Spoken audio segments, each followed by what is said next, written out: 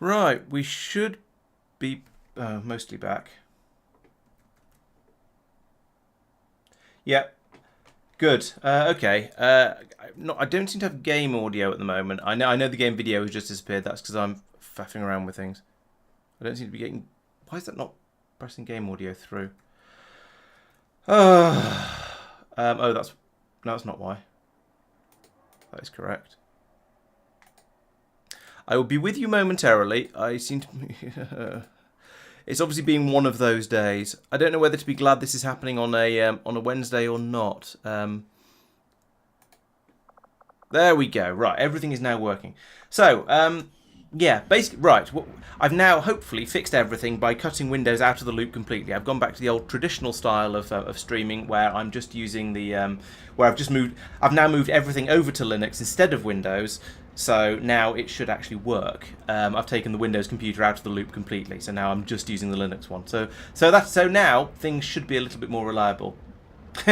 Yes, exactly. Exactly, persistent. It's basically I need to get another. I need to set up another Linux computer that will do the streaming. Anyway, hopefully now I can just actually bloody get on with it. This has been ridiculous so far. So, what was I doing? Yes, so I've moved Bagel up here now. He's got a full turn available to him. So one thing I could do at this... No, I was going to say one thing I could do is take a pot shot at these two and get them to run over this way. But actually, having done a double move with Cheese Wheel, I don't want to do that because she won't be able to... Then won't be able to attack next turn. Let's continue advancing people up. We'll put Mango behind this rock, I think, because then she's nice and far forward and can do appropriate destruction in the next turn. Similarly with persistent behind a tree, because she's a supporting character, should be a little further backwards, slightly safer place ideally. And then we'll run. Yeah, Mark can also move forward and hide up here next to Cheese Wheel. That seems like a good place. Now I get to decide what to do with Bagel. So there's a couple of choices here. One is to tell him to hunker down and not do anything, in which case these two will be able to move wherever they want without getting any sort of attention from us. And that will mean that then on our turn we'll trigger them and get them to do, and they'll have and whatever we want will happen. The alternative is I put him on Overwatch, and then as soon as either of these start moving, Beth will notice they're moving, and oh no he won't take a pot shot because we're still, I think, were we in concealment? No, we're not. There's no concealed icon up at the top, so. The Ranger, the Reaper is of course concealed in shadow, but I think the rest of them aren't. I don't see any concealment thing anyway. So yeah, if we stick him in Overwatch, then when one of these moves, he'll take a pot shot at them. They'll lose some health probably because he is a fairly good shot. What sort of we've got 111 to hit. So even with reaction fire, Overwatch, should still get a decent chance on hitting. So one of them will be injured, and then it'll be our turn, and we can do it all over again. So I think that's the way to go. Let's go on Long Watch with him, and then we'll get constant vigilance. There we go. So he moved. The Andromedan moved. Bang. We take a shot at it. Okay, the armour has protected it against quite a lot of that. But now they're going to do the sort of the traditional scatter at the beginning of a turn thing. And then that'll bring them a bit nearer and hopefully into range. We'll see in a moment. And then we can actually take them, and then we can take them on, hopefully. The Resistance are going to do stuff. What are they going to do? They're going to shoot the Spectre. Nice. And what are you going to do? Also shoot the Spectre. Wow, that Spectre is basically dead now, so it's going to be a really easy kill. Okay, so over here, things are slightly less... over here with the Andromedan, things are going to be slightly less easy. So Mango has, I don't believe Mango has Shred. No, so there's no point in opening with Mango. We want to open with Cheese Wheel. So I think we put Cheese Wheel behind this cactus, and then try and decide which opening to use. There are three or four possibilities for Cheese Wheel, because Cheese Wheel is very, very flexible. So we move to here.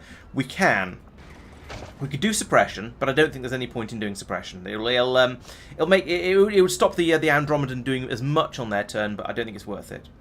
We could do a straight up shot, but we've only got a 37% chance of hitting. That would do hollow targeting, which is nice and worth having. And if it hits, we'll get a shred. I say it will do hollow targeting. Maybe it won't. I don't see a hollow target on there.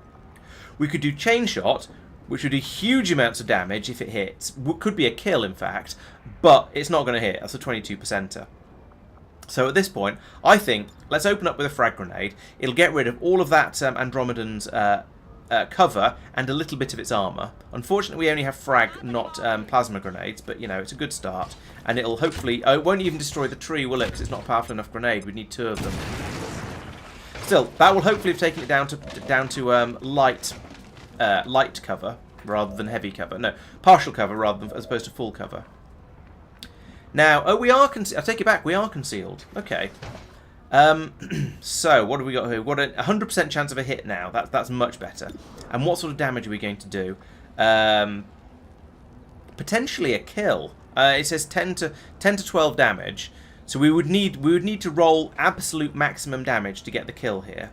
Alternatively, we could open with the throwing axe first, which will bring him down enough to be a sort of... Basically, this is a guaranteed kill with these, if I combine these two.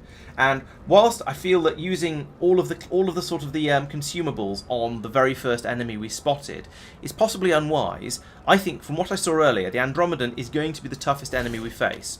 So yeah, let's open up with the throwing axe like that.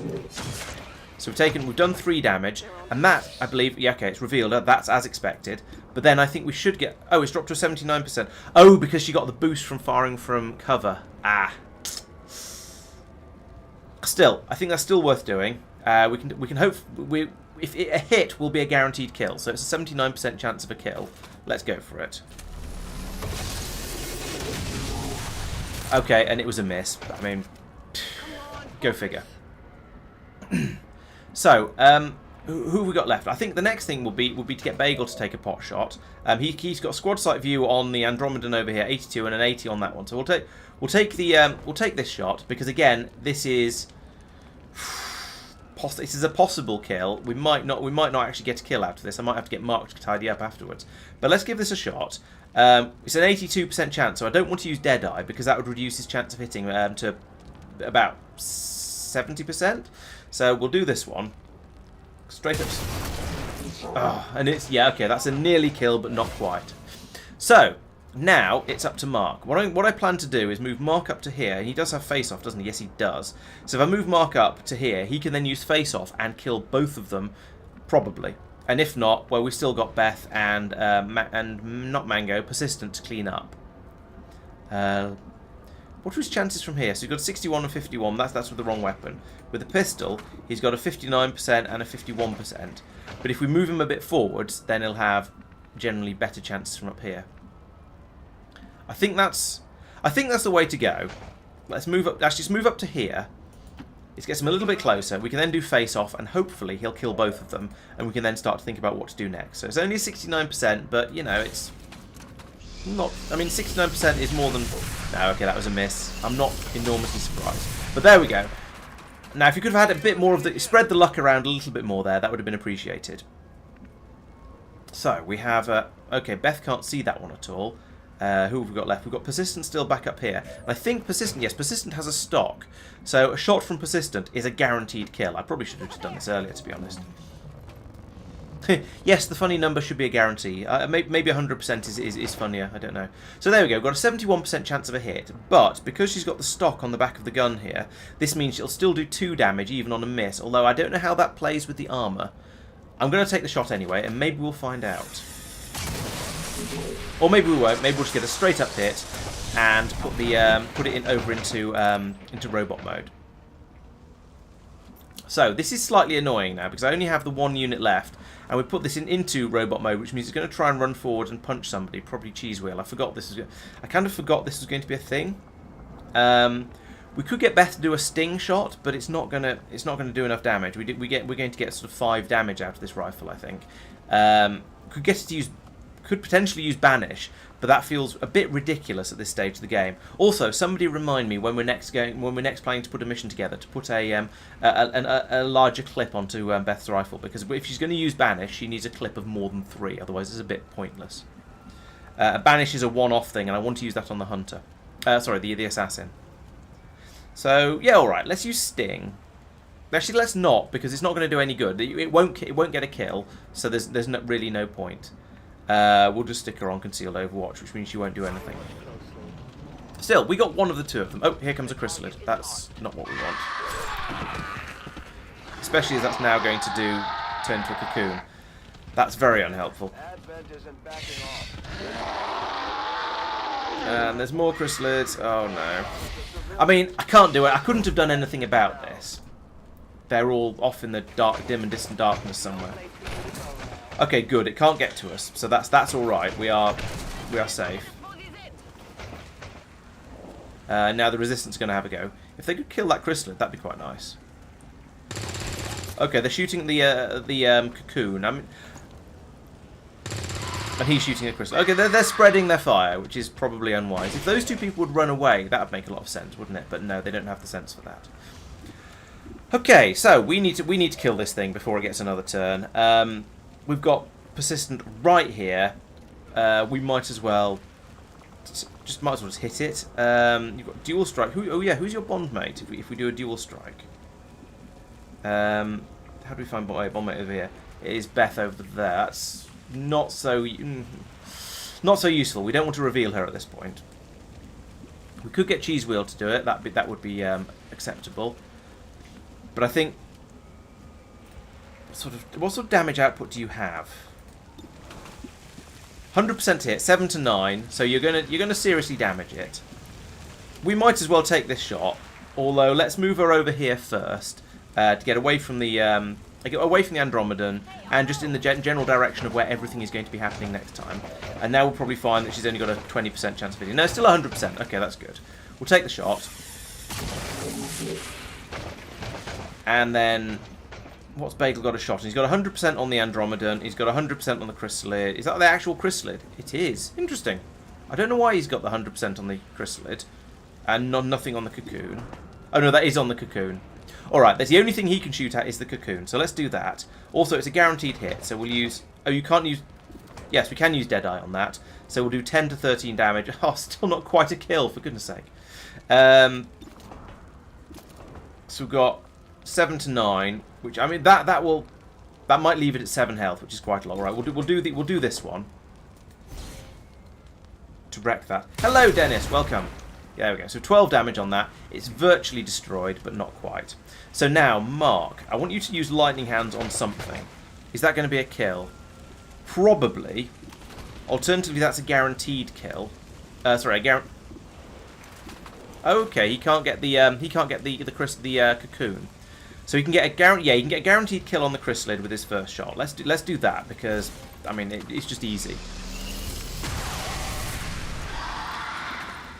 Wait, what? I misread all the numbers. That was I was looking. I'm not sure what I was looking at, but no, maybe you just rolled low and it wasn't a guaranteed kill, and I just didn't look at the numbers properly. Oops. Oh well. Fortunately, this is Mark, the Pistolier, so he can just keep shooting at things and basically killing everything. Let's take out the chrysalid first because that's less accessible by people in general, I think. No, actually, let's use Mango on the tough thing, so she can get in a reload. And then fire at the Andromedan. 100% to kill, 100% to hit, 100% to kill. Let's just do that. Stop messing around. Oh, I read the number right, but the armor, of course. I forget about the armor. And also the game always shows you the scores for, health for things with so it shows you the best possible case on the estimated damage. It'd be nice if it showed you. It'd be nice if when you went to shoot something. Like this, it would show you the guaranteed damage on a hit at least, and the maximum damage. It would show both of them, but it doesn't. What can you do? Not a lot.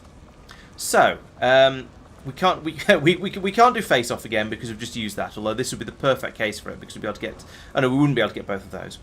So we have various choices here. We have many targets and many people to kill them all. Let's. If we get Mark to shoot the chrysalid dead, that's a guaranteed kill. We can move Cheese Wheel up here to take out the cocoon. and then we're probably ready to move on, I think. So yeah, let's do that. And it will give Mark can then be put onto Overwatch as well. So yes, pistol shot at the one he can shoot, guaranteed kill. Boom. Then we'll put him on Overwatch at the end of the turn, but I'll carry on moving people until I've run out of things to shoot. Then we'll move Cheese Wheel up here, and we should have a guaranteed hit on. Well, it's not quite a guaranteed hit. That's a bit mean, but we'll take it anyway. We'll shred destroy the cocoon like that. There we go. Now Mark can be put onto pistol Overwatch, so he'll shoot anything that comes around the corner. Beth might as well carry on scouting. Let's move her up to here. And then we can have a bit of a look up further up the level and up the map. So, oh no, this isn't the. Wow, these maps are huge. So yeah, we've now explored this area a little bit better. We can see there's nothing around there, and there's nobody else to do anything. Why? Oh yes, you've got the thing that allows you to move after you've done stuff. So I guess we'll move you to there, I suppose. I don't see any reason not to really. Right, so we have another chrysalid. This one is burrowing, and that's annoying because they tend to have a habit of trying to of popping up when you least want them to. But maybe oh, it's unburrowed now, which is convenient. Probably because that resistance guy appeared. That's really unfortunate.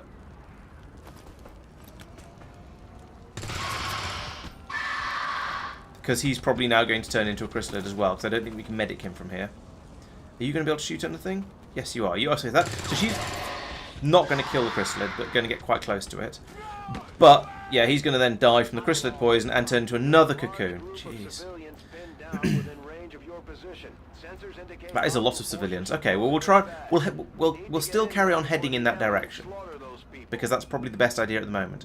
I'm quite surprised. Now I think about it, I'm very surprised we haven't seen anything from the assassin yet.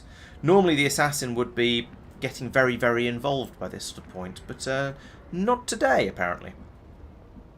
So, our current objective is to get this chrysalid and that cocoon, because if we don't get the cocoon, it's going to spit out a chrysalid every turn for approximately forever. It does seem to be on. No, it's not actually on fire. That's a kind of a shame. So, Mark can shoot the chrysalid. So I think that's worth doing, even though it's going to take his entire turn. With his sniper rifle, it's 91 to hit. That's pretty good, and it's a guaranteed kill if he hits it. If I move him, he's not going to be able to do anything useful with his pistol, I don't think. So we'll take this one. There we go. That's one very, very dead chrysalid. And now, yeah, we've rescued all the civvies. Excellent. Now, though, we still have that chrysalid cocoon. No, why is it showing me it's there when it's actually over on the when it's actually there? It's probably a graphical thing about based on where the guy was when he got poked, rather than where his body flew when he died. Okay, so Bagler's already used up his entire magazine, so we'll use his first reload. That's fine, because those are free. And then from there, yes, you've got 100% to hit that. I'm going to go. Oh, I can't go Deadeye again, not for another 2 turns. That's a shame. I could grapple and move a bit closer, but I don't think that's actually going to be useful. I think from here we might as well just take the shot at the cocoon, do some damage to it, like that, and we now need to hit it for another 12 points of damage. Now again, we can hit it with Beth if we need to. That's a possibility, but not the best of possibilities. We can't get it with Mango, frustratingly, because she needs to reload before she can fire again. This is the big problem with the Boltcaster. It does an extra few points of damage, but you have to reload it every single shot, and that's really frustrating. What do you have as your second? Oh, you got the mimic. You do have a grenade, so we could put a grenade up there on it, and that would probably blow the floor up as well and drop it down into the room below, which might make it an easier shot for the rest of us, or it might just not help. Let's do that anyway, because it's 3 to 4 damage, and that's bring it down to easily killable with one good shot from somebody else.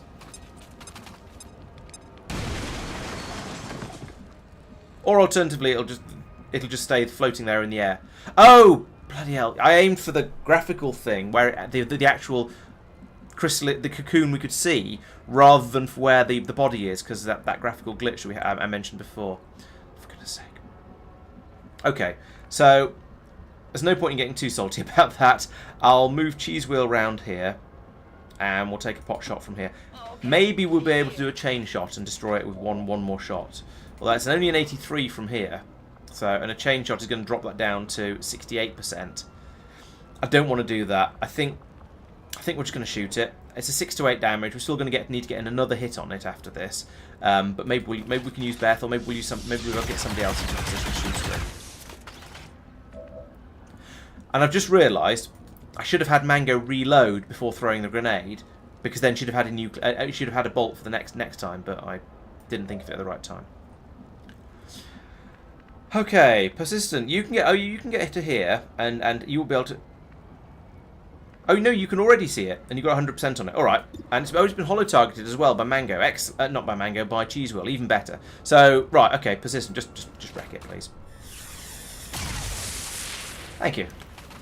Oh, I can't actually see Twitch properly at the moment because I sort of started the stream up again rather quickly and messily.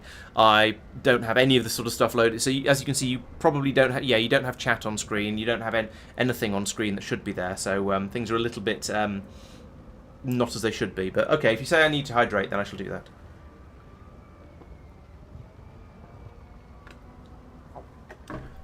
Because that does sound like a very good idea. So, who's left? Oh, okay, that is literally everybody except Beth. Alright, well, we'll continue Operation Scout Up and find out what the civvies are up to. Let's hide behind this building. I mean, I know she's a Reaper and therefore could probably go almost anywhere. So, actually, let's go here first. Get a peek over here. No enemies in sight. Okay, maybe these civvies are going to be reasonably lucky then. I feel like I should go in and start rescuing them. But I also feel that one of them is bound to be a faceless, and I don't want Beth to discover a faceless when she's just moved this far all on her own. Oh, there's a berserker. Okay, nice. If we can get some hits in on, if the resistance can get some hits in on that, then that'll help soften it up a bit. Oh, and on the muton, nice 7 with a crit. Well done. Can I recruit that resistance member, please? She seems to be pretty good. And over here, oh god, another chrysalid. I mean, the chrysalids aren't the end of the world. They're not as scary as the classic 1994 XCOM chrysalids, especially when they're killed that easily. They're nothing like as scary, but they're still a bit of a pain to deal with. So I'm quite glad they're getting wiped out like this. I'm honestly quite surprised. Another berserker over there. Okay, I'm honestly quite surprised that the resistance haven't been getting absolutely slaughtered, because that tends to be how these missions go. We'll do the reload first this time, because you can't do anything else other than a mimic beacon. Oh, she can run and gun. That could potentially be very, very useful to combine with this weapon. I didn't really think of that that combination before. Let's move Beth over this way and try and spot those mutons. In fact, if she comes up here, then she'll have a good view from up here, and we'll be relatively safe. Watch my back. You will never hide from me. Okay, she spotted something. Yes, there we go. So we've got the we've got the berserker and yes, thank you. I was trying to look at them. We've got the berserker and 2 mutons over here. One muton is basically dead because of that excellent crit from the resistance member. The other one's still at full health, and we've got this one at the berserker at 12. So he's taken some damage. Now, my next question is, what is the range on on Cheese Wheel's rocket? That's amazing. Let's do a little bit of an advance, and then she's probably going to be able to rocket them from all the way back here. Yes, and I think that's probably worth doing. Not from there. I think that's probably worth doing in the interest of trying to keep the civvies alive. So I'm going to move Cheese Wheel to here. Now the problem with this is that she's now going to be a bit exposed. She's going to be the only one up this way who can do any shooting. Now we've got a bit of covering fire from Bagel all the way back here on the tower, and maybe from Mark as well. I can't remember if we gave him a squad sight. We probably did. But yeah, let's put the rocket in and then see how things go from there. Oh, that's so annoying.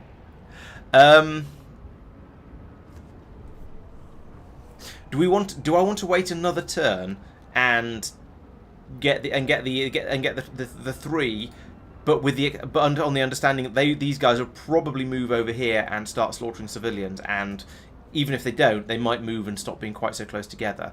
I think it's probably worth moving people up a bit. Do you have squad sight? You do not. Okay.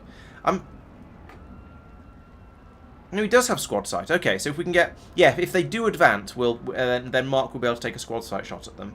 Persistent will be able to advance to here, and she'll have a reasonable amount... depending on if they get reasonably close, or go on Overwatch, and if they get at all close, then she'll be able to get... Yeah, let's do the ballsy play. I mean, we're here to save civilians, so this will be a guaranteed kill on one of the mutons.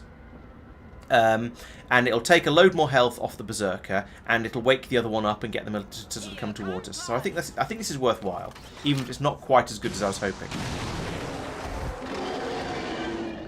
So we got a crit on the one who didn't need much damage doing, and yeah, right, fine, okay. I'll take what I can get, I suppose.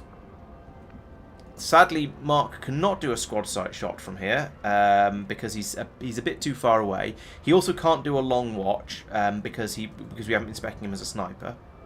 What else can we do? So Bagel can presumably get 32%. Why is it so low? Presumably the range. Oh, and the cover. Yeah, the squad sight minus 76%. So that's probably the range. So I don't think there's any point in doing that. However, we can move Bagel a bit closer. Not as much closer as I would like. Let's try moving to here anyway, because it's a free movement. He's a bit lower down. He's not going to have quite as good a view off to the left-hand side. But it gets him a bit closer, and now we've got squad sight on both of them. We've got an 83%er on the Berserker.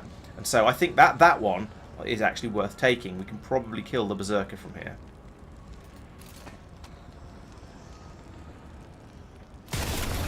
Boom, like that. Nice. That's right. So we are now down to just the one muton. Can Cheese Wheel see it? No. Yes, maybe.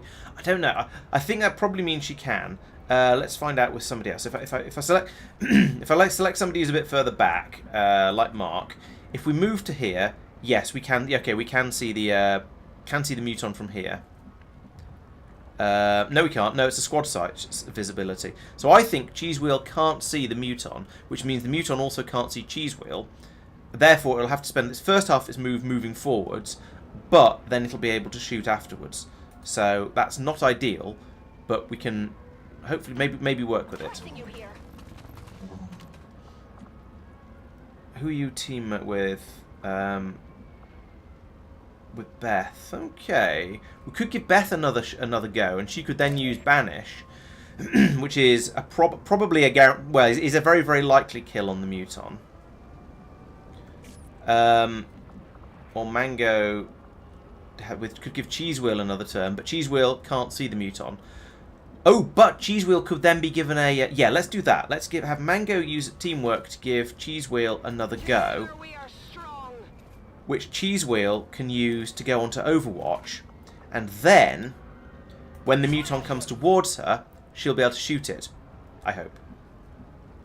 And she might even be able to kill it. It's only got 8. It's only got 8 health plus 1 armor, and heavy cannon probably won't do quite enough for that. We can also put Persistent on Overwatch back here, which probably won't do any good, but I think is worthwhile. Bagel, why have you still got a turn, Bagel? What's going on? I don't understand. You did a sniper shot. Why have you still got a turn left? Answers on a postcard, everyone. But that does give me an idea, because I could move Mark forwards to here, get an extra turn for him from Bagel, or the other way round, I could give Bagel an additional turn and have him take a pot shot at the muton, or put him on long watch as well. That's a better idea. Yeah, let's do that. So Mark, I want you to do the teamwork for Bagel, and then Bagel can go on long watch, which means he'll killing from death from above. Ah, okay.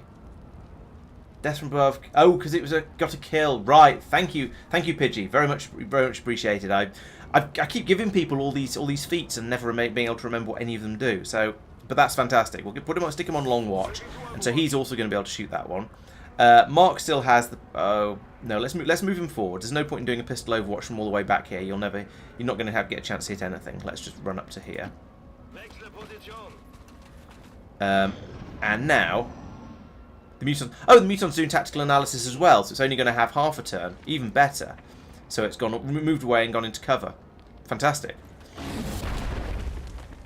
Unfortunately, I was going to say unfortunately the Berserker just killed a civvy, but no, the Berserker's attacked a civvy, but not even been able to kill them. That's impressive. An impressive level of fail.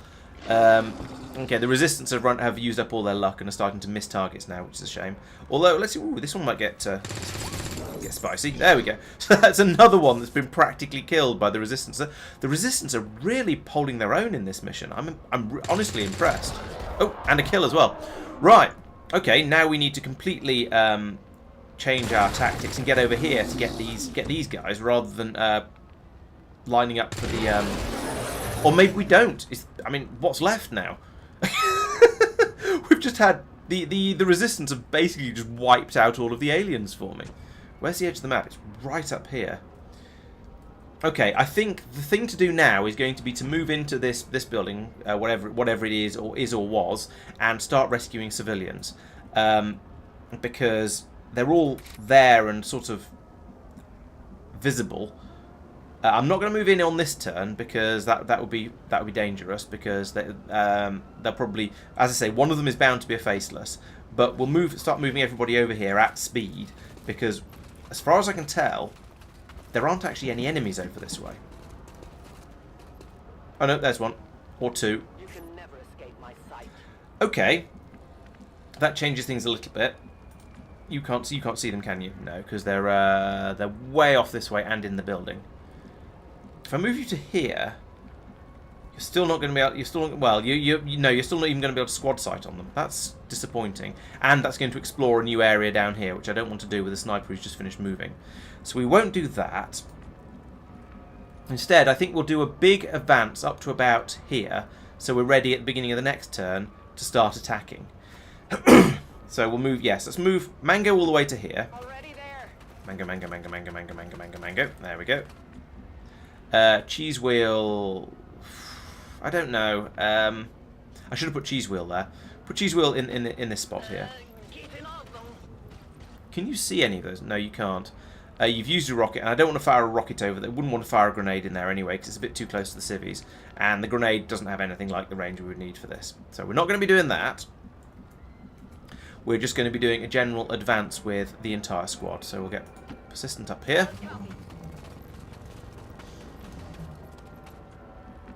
Yeah, Bagel, you...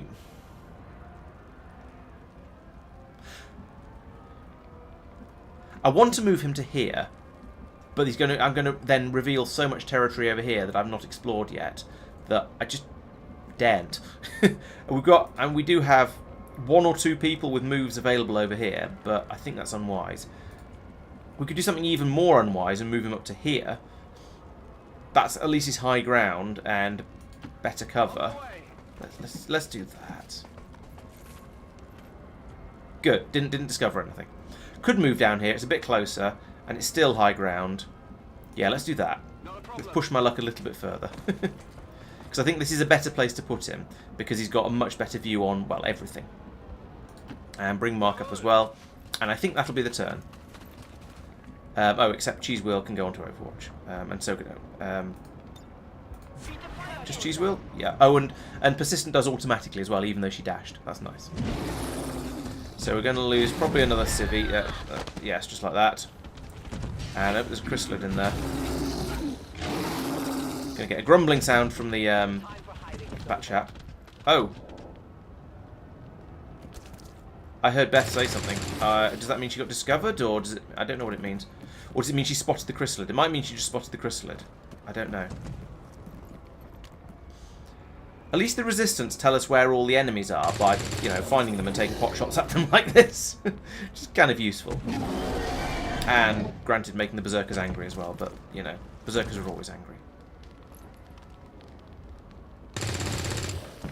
6. Not too bad. Are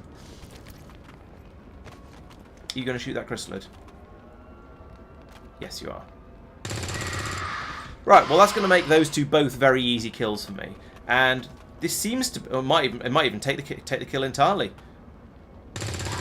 Oh no, not quite. The chrysalid dodged. Okay, so we've got... Basically, we've got probably only got these two enemies left now, because otherwise I think the resistance would have been telling me about them. So let's have a quick look around, see what can we see with who. So okay, we've got 100%er on the berserker from there, so that's going to be an easy kill just with the sniper shot from there. Similar but not quite as good with Mark from here. The question is, how am I going to get at this chrysalid round the corner over here?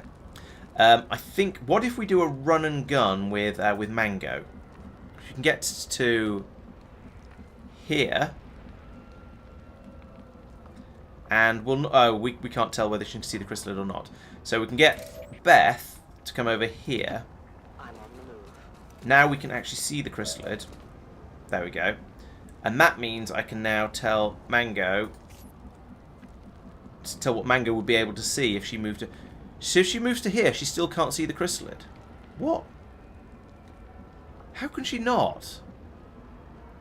I guess move to here and then go on Overwatch is the best we can do. Right, let's get rid of the berserker first, because I feel like that's a priority. I want to take the berserker down, just because then we only have one enemy to worry about. Like that. Was that a kill? Yes, it was. Good. And sure, we can reload. Might as well.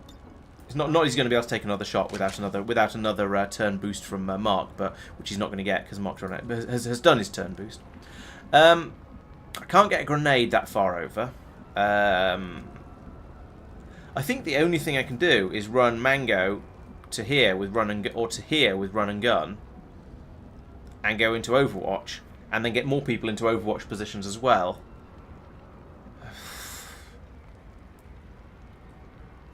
Or I could... Ooh, actually, no, here's another thought. I could run her to here, then get a turn boost from somebody, run her even further with run and gun, and then probably get her into range. Yeah, that seems like a good idea. So let's do this. Move Mango to here. Heading to that location. Then Mango's buddy is Cheese Wheel, who isn't going to be able to do anything useful from back here, I don't think. So we'll do a teamwork again. And now Mango can move even further with a run and gun. So if we could now get Mango to here, where yes, she can see the chrysalid. So we'll do run and gun. Yes. To here. Here. Affirmative.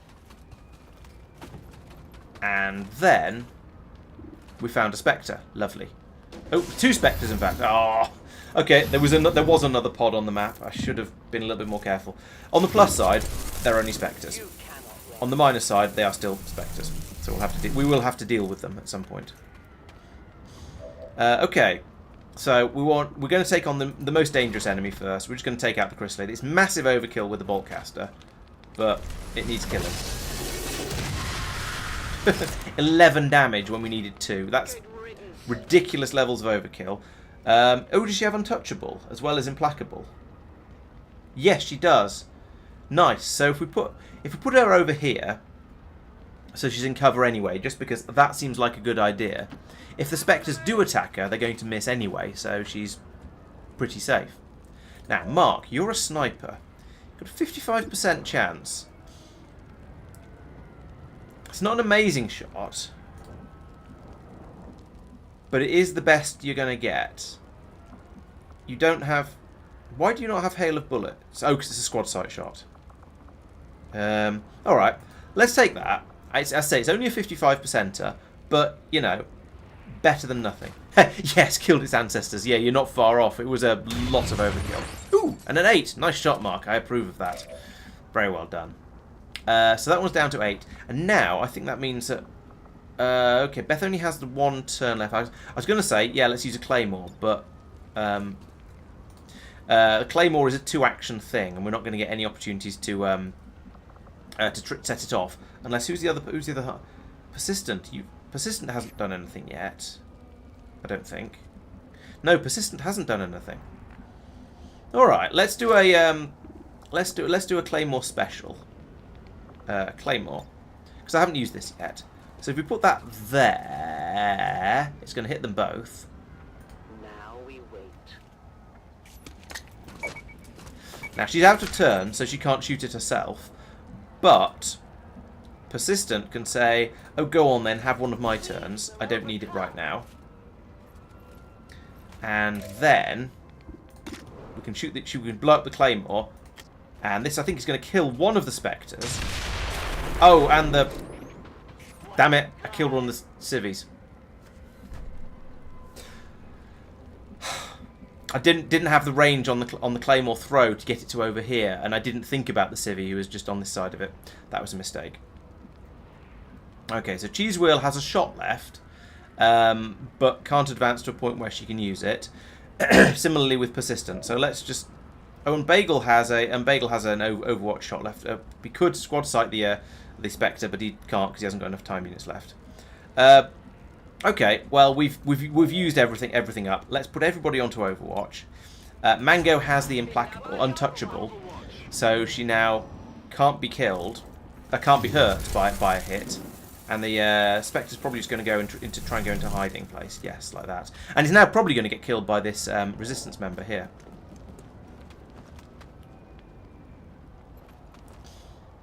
Or this one. Just like that, in fact. Nice. And now that means, presumably, that's all of the enemies. So yes, one of the civilians is now going to turn into a faceless. I'd like to say I called it, but it's not exactly. It would only have been impressive if I'd been able to choose, if I'd been able to guess which of them was going to turn into a faceless. Although it looks like the Resistance are probably going to kill that one for me as well. So out of, I don't know how many kills, how many aliens are going to be killed on this mission. I'm not getting very many of the kills myself, which is... On the one hand, maybe it's a good thing, but on the other, it just seems a little... It seems like they almost don't need us. Yeah, there we go. Dead. And that's it. So, so we yes, we got... That was pretty good. We rescued 15 out of the 19 civilians. Quite happy with that. A little annoyed that I didn't get the 16 of them because I killed one of them myself. Sorry about that. 7 turns, 17 enemies killed. Some of them even by us. I wonder how many of them were actually by us. Let's have a quick look. Nope.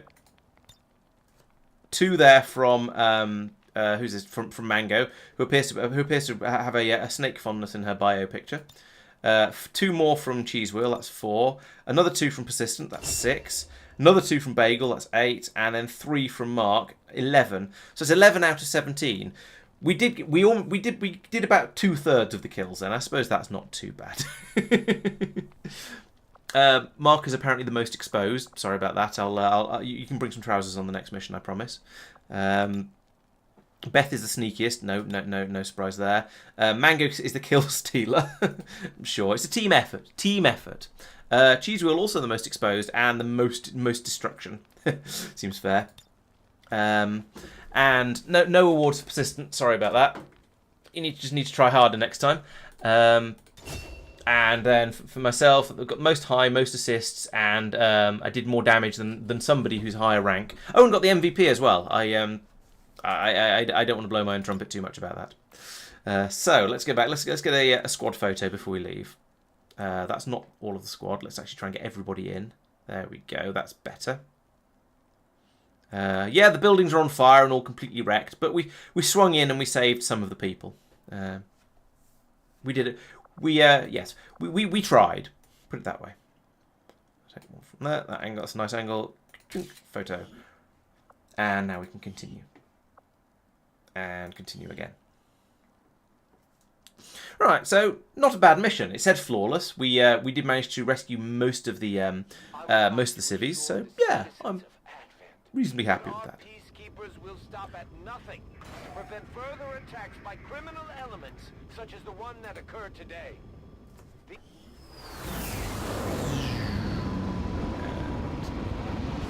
Touchdown. So, do we get any promotions out of this? No, apparently not. We're all just gone in. We've just tired people out instead of getting them promoted. But Mark and Bageless, oh, they're ready to level up the bond again. Excellent. We'll probably do that when whoever it was who's in there before finishes. So we've got various useful bits and pieces from over here. I say useful, it's just a load of corpses, really. I'm sure we'll be able to find something to do with them. And Agent 47 is pleased with me. Excellent. Oh, we get an extra 45 supplies per month for that as well. That's very worthwhile, because you know how much we need the supplies around here. So, there was something else I was going to do. Oh yeah, one thing I definitely want to do is upgrade Beth's rifle to have a bigger clip. So let's see if we can do that. Where is she? Here, this one. Loadout, Temnotic rifle. Yes, we want the Temnotic rifle. We want weapon upgrade. There we go. That's the one we want. So in here, we want to give her the auto. I want to give her. No, I'd like to give her a better auto loader than that one. Oh, it's an advanced auto loader. That'll do. It's no. It's not. Sorry, it's not the auto loader I want to give her. It's the advanced. It's the bigger clip. And okay, I don't seem to have one. That's probably why I hadn't ever actually given it to her. The advanced repeater goes quite well with Banish. If you're attacking a really, really scary enemy, then there's a reasonable chance you're going to be shooting at them a lot. So yeah, let's give her that one. And then when we'll try and find a superior magazine or at least an advanced magazine to get her up to a few extra available shots. So that was the top of the list of things I needed to do. I want this beam cannon to be finished, and then we can upgrade, do some squad upgrades, and then I want to research the hunters' weapons, because I think giving those to their snipers would be very, very useful. But yeah, let's do a bit of resistance contacts. Okay, that seems worth having, probably. What is? But I think I'll go for the intel first.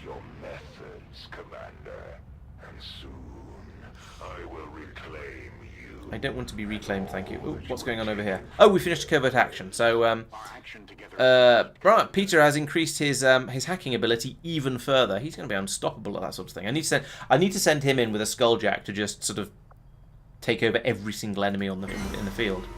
Right, so covert actions. What have we got this month? What's good? We can carry on hunting the assassin. We can, which should get us an aim bonus. That's always nice. Get some ability points and a dodge. I mean, the ability points are good. The dodge is nice, but if we're getting shot at, then we've done something wrong in the first place. Facility lead and mobility, not too bad. Loot and dodge, meh. Counter the cut down on the income. Now, that might be worth going for. And a dodge boost as well. Another finding the warlock and a mobility boost, increasing income by 13 and an aim boost, not too bad. PCS and dodge, improved contact to combat intelligence. Don't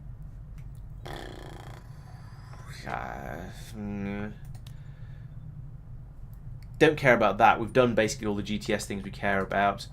Another engineer. Maybe another hacking boost. I could give that to Persistent. Actually, her hacking hasn't. We've not been training her quite so much in the hacking. Or we could reduce the avatar progress and get somebody an aim boost. Yeah, let's do this one. So who was having trouble? Who was having trouble with aim on the last mission? I'm not. I mean, I could come along and just send Bagel in again and get his aim up to ridiculous levels, but I think that's a bit silly. I think having probably maybe one of my grenadiers getting another aim boost would be nice. Maybe for Persistent, because she's got quite a low score for somebody who's in the upper echelons, as is Peter. But they're specialists, so we don't tend to use them for shooting very much. Mango, I expect to get in very up close and shoot from short range, so she doesn't really need the aim skills quite so much. Mark is a sniper sometimes, but he mostly does pistol stuff, so not so vital there. Lobster could get a little bit more, I suppose, or cheese wheel. I don't know. What do you guys think? Any suggestions from you lot? Or I could look a little bit lower down the tree actually, and maybe send in some of these people from a bit lower down to give them some aim buffs. Now they'll get quite a bit if we ever use them and get them leveled up. Then they'll get buffs. They'll get improved stats from there. Yeah, let's send Sophia in, actually, because he's only got a 71 aim, and I think having a bit more aim would be very, very useful. And then maybe he'll stop living up to his nickname or his actual name all the time. That'd be quite useful. So we need to then send in somebody who's at least a sergeant, who won't get any sort of bonus out of this. Sophia isn't bonded with anyone. Let's send him out with Mike, because Mike is also a similar, same sort of rank, and maybe they'll develop a bond between them through that. So we should do that. Send those two out there to reduce the avatar progress, get some aim.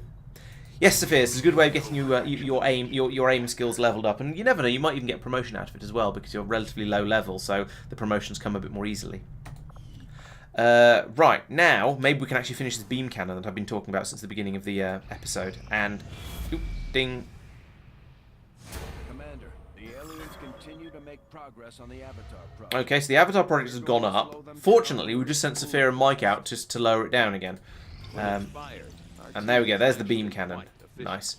So we've made a plasma weapon now that we can give to the grenadiers.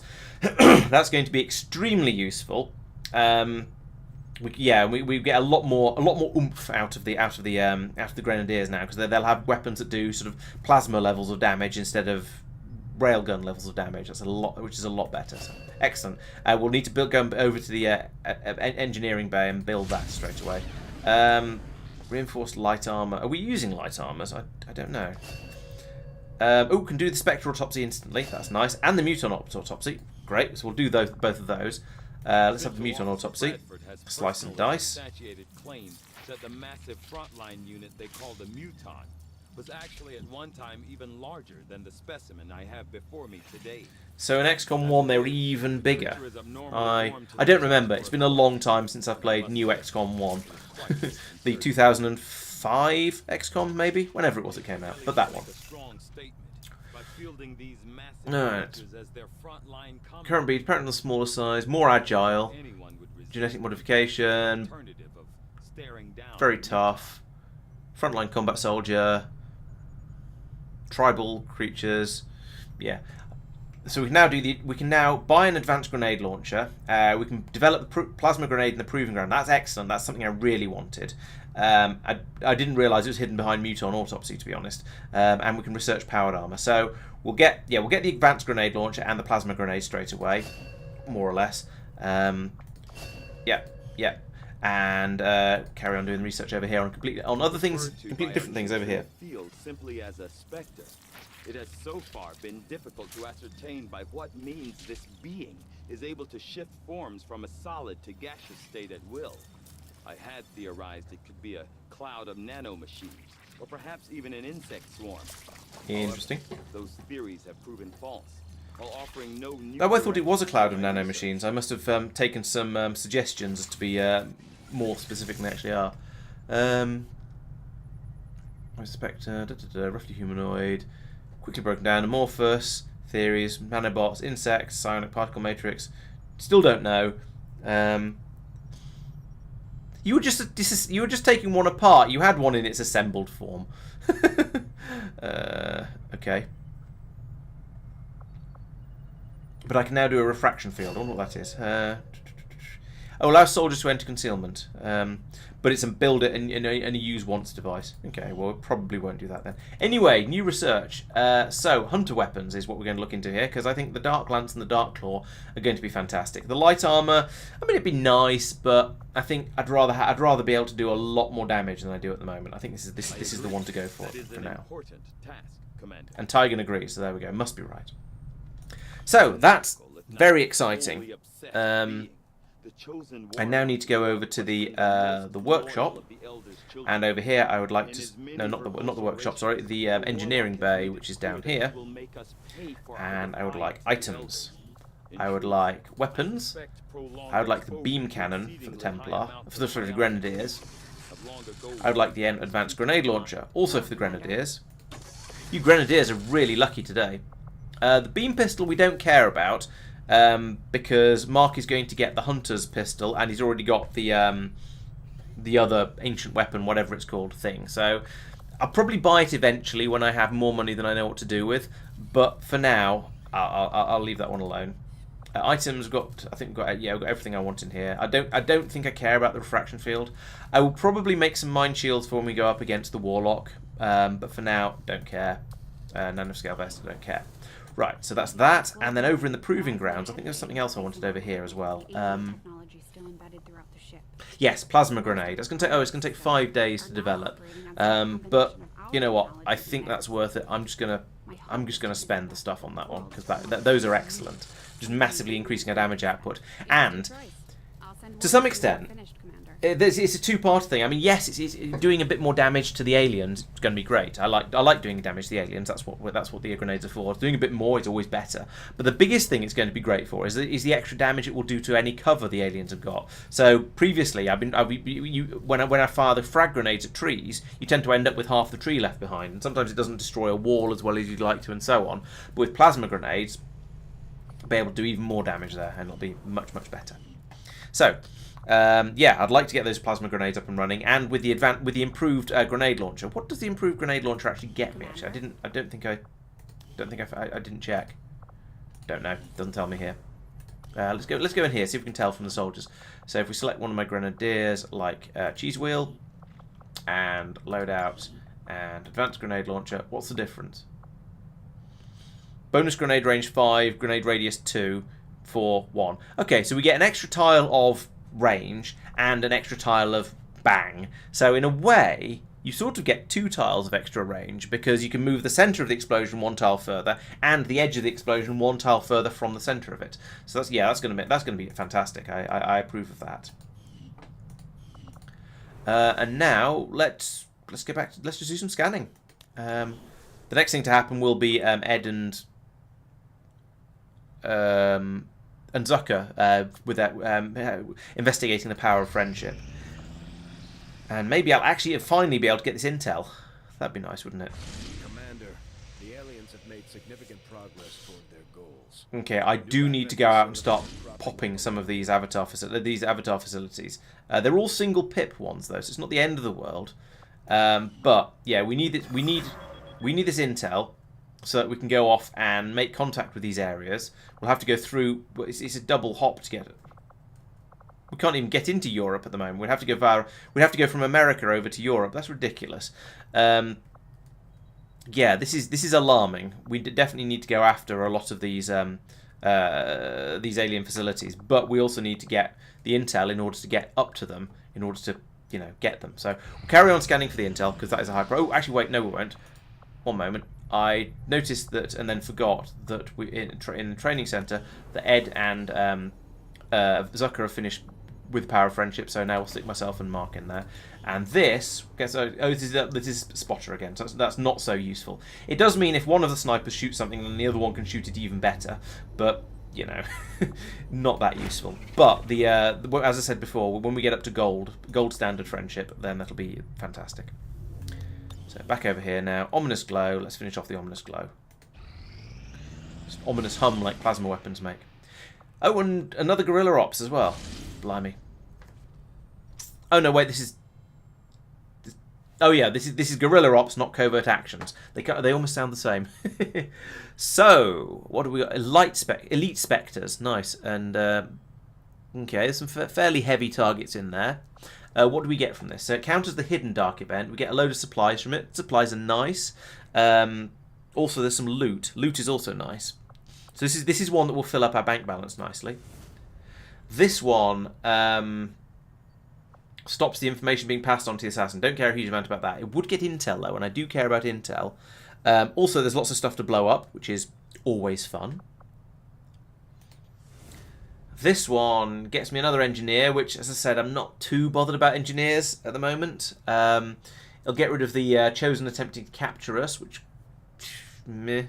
I think this one. I think. So what was this one? This was lots and lots of supplies of various types. So actual supplies and miscellaneous loot. So that would be quite nice for that. However, I think possibly this one. This is go in and neutralise a field commander, which shouldn't be too hard. It's actually the easier of the 2 missions that I care about, because that one's apparently a very difficult. This one is merely a difficult. However, I did hear somewhere that if you have these missions and one of them has notably fewer enemies than the others, then you're more likely to get a chosen in coming in to investigate. So we might have the assassin to play with over here. But I think the intel is probably going to be worth it. I think the intel is going to be extremely valuable, so we should probably go in here and try and do this one. It's just a shame that we haven't got the hunter's weapons researched yet. But no, I think this is the one to go for. We'll get the intel, and as I say, we currently need to expand out as hard as we can in order to try and get more of these facilities to be accessible. So yeah, doing that one. Also, stuff to blow up, and that's always fun. Setting course for East Africa. I feel like I should bring a couple of the lower ranks along on this mission. Readings throughout that area showing a mix of volatile compounds. So let's see, we're getting the lobster flyboy team up over here. Yeah, I know you want us to use the skulljack. Let's go through and make everything available, and then we'll have a think about what we want to give to people. Yeah, let's bring a different heavy and therefore a different second ranger. We've already got one ranger, so that's probably fine. 2 specialists is excessive. We've not brought. Yeah, let's bring Peter along with the skulljack. Can we give him the medikit instead of a grenade? No, we can't. That has to be a grenade or a blue screen rounds. So we aren't going to have a medkit on this mission unless we bring persistent as well, and that seems excessive. Now let's have a think who we want for the other 3. I need at least one grenadier. So we've got. I mean, we have Cheese Wheel down here, who is certainly a possibility. Her will is right back up again, actually, so we could bring her along. But you know, grenadiers are mostly there to blow stuff up. So let's bring Ed along on this one.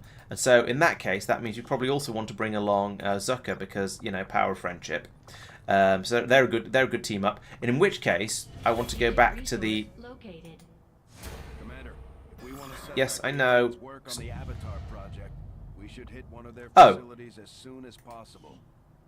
Oh no, the guerrilla ops are still available. Good. What I wanted to do, I was saying, if we're going to bring a Templar on this mission, I want to come over here and upgrade the Templar's weapon, because at the moment he's a bit crap. So if we do that, it's only 40 supplies and some miscellaneous other stuff. So we'll do that.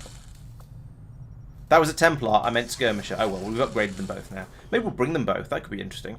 So let's see. Let's try that again. Hang on, what was the other thing that finished?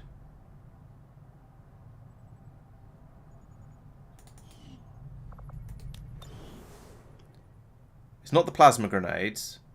Something else finished, and I didn't see what it was.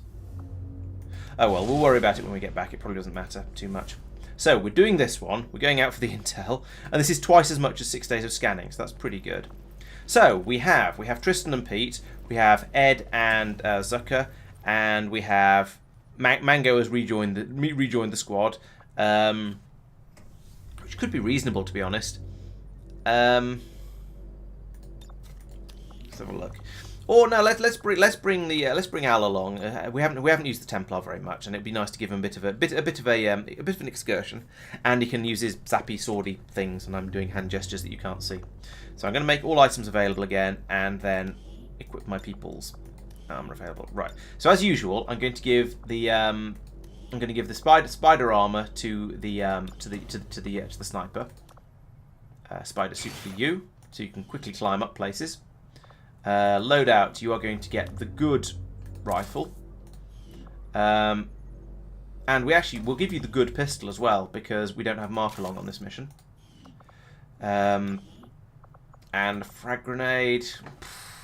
Actually, if you're at the We could use you as the medic as well, and if anyone gets hurt, they can run back to find you.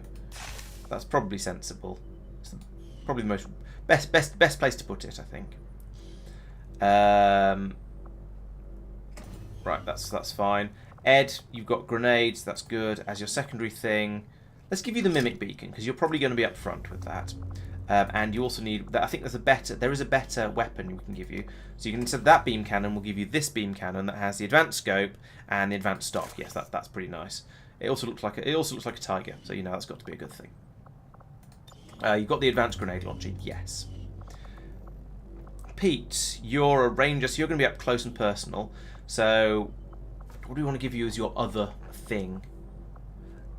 Alright, let's give you blue screen rounds. It's a slightly odd choice, because normally I would give the blue screen... Actually, no, let's swap these over. Let's give you the blue screen rounds, and give you the mimic beacon. Because Pete is going to be at the front, so he's the most likely to need to emergency deploy a mimic beacon. And if we give Ed the blue screen round, he can absolutely shred any mechs we come across. Zucker, you can also take blue screen rounds, I think, because the bullpup isn't that effective. But if we give it blue screen rounds, then it'll be effective against any robots we come up against. And I can't remember what we saw we were going to be up against, but I'm sure there will be some. And now everyone's got a grenade. We've got all the toys. I think we're ready to go. Oh no, armor. We need to give Ed the exciting armor, the exosuit with the rocket launcher, and that means he's now lost something. He's lost the blue screen rounds. Let's give him the blue screen rounds anyway, and because he's got the rocket as well as a grenade, so he's still got 2 explosives, and everything is going to blow up anyway. Al, we'll leave you with a grenade. That's fine. I don't think we have anything else. All the utility items have been handed out. All the weapons have been set up. Oh no, I didn't check what Peter's carrying. We'll give you a better plasma rifle, shall we? So we've got this one, which is advanced laser sight and hair trigger. What's your aim? Your aim is only 79. Let's give you one with a stock. So we've got a scope to increase the aim and a stock. So if it still misses, it'll still do damage. I think that's pretty good. Tristan's going to have the reloads. Yeah, I think we're good. Oh, can we upgrade these? Can we upgrade your machine gun? We can. So we can put a scope on it to make you a better shot. We can auto loader for quick reloads. I don't think you need that. I think a laser sight is a good one for this weapon. Do I have a better laser sight? No. And I think a scope is good for everybody. So let's give you the scope as. We can't do a scope and a laser sight. That makes a sort of sense. All right, let's give you the advanced hair trigger in there then instead, because I mean the skirmisher gets lots of turns, lots of movements and actions anyway. So if we can give him even an extra one on top of that, that'll be amazing. Or chance of an extra one. Right, that'll do. Let's go.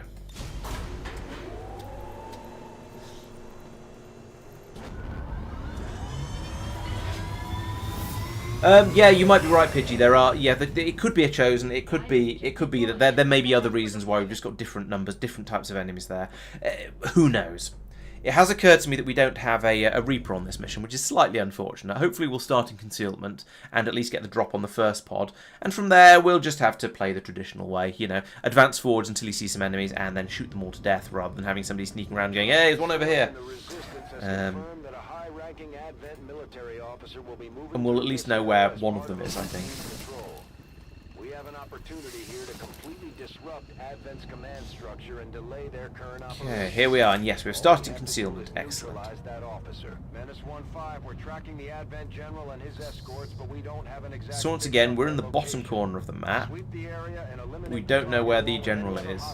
It could be basically anywhere. It's not too big a map. And yes, the map is and the area is very, very explosive. It's explosive. We know. We'll make sure Ed makes the most of it. So let's start off with Al. We'll advance him to. I guess we need to be cautious because, as I say, we don't have a Reaper. So we can move to here, see what we see, and then consider whether it's worth advancing again beyond that. Not seen anything. Right. In that case, move to here. Still in full cover, or actually now in full cover. Could you move, please? I want to tell you to. Thank you. What do your alphas see? Absolutely nothing. Okay. Now we could go out of both these doors at the same time, but I think that's a bad idea, TM. So let's just try and advance straight up the middle. Okay, Ed is a lot faster. Ed can move all the way to over here. That's pretty cool. Let's move him to here. This is pretty good. There's excellent cover here for both into this room and up that way. And because he's in concealment, he should hopefully get should get a good look around. Or maybe I should move him down. No, let's go this way. I think this is a good place to put him. It is a bit ballsy doing dashes at this point. And to be honest, we don't have a timer, so I really shouldn't be. I should be doing slightly more cautious moves. But so far this is going quite well. We seem to be safe up as far as this point. There is one of the exploding barrels they were warning us about, and there's another one just on the other side of the wall here. Hopefully that won't go off.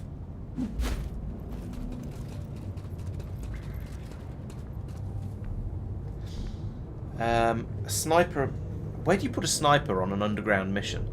I don't really know. I guess we're just going to have to use him as a gunslinger for this one. Let's put him over here. No need to ask twice. Peter, you can also advance. Let's put you up against the other side of the door. And then who's left? Pete. Pete is extremely speedy. Let's move him all the way through to here. It's full cover, so again, he should be completely safe. Even if he spots someone, unless they start patrolling around. And we have an automatic overwatch for Peter as well. Nice. So, no aliens visible. We are more than halfway across the map in this direction, so I guess that means they're all up this way, and we're just bypassing them all, which is a little bit silly. I guess we'll just make our way round the edge of the map. Is that the most sensible thing to do? We'll get Tristan up on the top of here because that'll be a good place to snipe from. And also, blimey, I forget just how quick Pete is. I put a load of effort earlier in the game into upgrading his movement speed, and it's just phenomenal now. But I don't want to have him get too far ahead of us, even though we do have concealment. So let's do a single move to here and check out this room over here. And hopefully he won't be spotted. Worst case is an alien down here and he gets spotted by them. Well, still nothing. And this is the other edge of the map. So I think the entire back wall of the map is probably safe. So let's advance up this. I don't know. Do I want to move everyone over to here and advance up this corridor over here? Or do we want to start heading up the middle because that way we're more likely to find something? I think probably the middle. So let's start. Who's furthest back? We've got Al over here. Let's move him. Let's do a dash with him to here. Let's see what we see. Then I can decide how to arrange everyone else. There we go. Okay, so we've found some enemies now. Neither of those are robots. That's a shield bearer and an Andromedan. They both have a lot of armor and a lot of health. So I want to get... who's my heavy? Ed. I want to get Ed in and start shredding them as soon as I can. So I can move Ed to here behind this box. He's going to be reasonably well positioned. Concealed, sorry. He's going to have half cover, so they won't see him unless they get unless they get into a flanking position. And they can't move far enough to get into a flanking position. So I think if I put him here... Got it. We can then try for maybe open up with a rocket again like we did in the last mission, or maybe open up with a shred attack on the Andromedan. Either could be a good move. And we'll get Tristan up here onto the top, so that next turn in the next turn he's going to be able to do lots of suitable sniping stuff. He is squad sighting from up there, but never mind. He's still got a reasonably good view. These two, where am I going to put them? And Pete is in a good position over here behind this wall, ready to... I'll probably have him run forwards and use some sort of up close and personal ranger ability in the next turn. And probably I'll uncover another pod of enemies as well, knowing my luck. But for now, let's keep him here. We'll put him into actual full cover from those guys. I don't want to take cover behind the explosive barrels, because that's a really, really bad idea. I would like Peter to be in range to go over and skulljack the shield bearer. That seems like an excellent way to take it out quickly. So if I move him to here, it's a long way forwards, but he's still in cover, so I think he should be safe. Nice. And then Zucker, you can grapple, can't you? So we could bring you up here and then run you down this side. Yeah, let's do that. So it's a free extra move. So we'll put you up on the top of there and then run you down into cover down here. Right. That's some... Is that everybody? And you still get to Overwatch, apparently. Alright, we'll do that. We'll do an Overwatch concealed for you then. And I think that's the end of my turn. Yes. So we won't shoot them at this point because, you know, it's oh, no, they're going to... Ah! They've gone through the wall. Damn it. I was hoping they'd move the other way. So, I mean, we could potentially still wake them up by dropping a rocket on them over here like this. But I don't know how far the Andromedan has moved. And so I don't know if I get it. and also then we wouldn't be able to use Ed to shred. I want to get them to come back round into here because this is where everybody is. So I think, what if I get somebody like Al, or ooh, maybe Tristan? We could open up with a sniper shot. What are your chances of hitting? 100%. Yeah, okay. So if we open things up with a sniper round into this shield bearer over here, he's not going to get killed. Well, there's a 10% chance of a crit, which would be a kill, but basically he's not going to get killed. Oh, unless we use Deadeye, that takes it up to 10 to 13. So that's a guaranteed kill on a hit. 78% chance to hit. I think let's take that. It's a gamble, but at this stage of the turn, I think it's a fairly safe gamble. And there we go. That should have been a kill if I did my maths correct. And I did. Nice. Oh, and Tristan's got an extra turn from that because due to death from above. And the Andromedan doesn't seem to have reacted. And now there goes my plan to skulljack him with what's her name, but still, never mind. I think I'm just going to go on to Overwatch now. And if I move Ed from there to here, he's going to have a slightly better shot on the Andromedan if and when it comes out through the door. We can't see it. We know it's about here.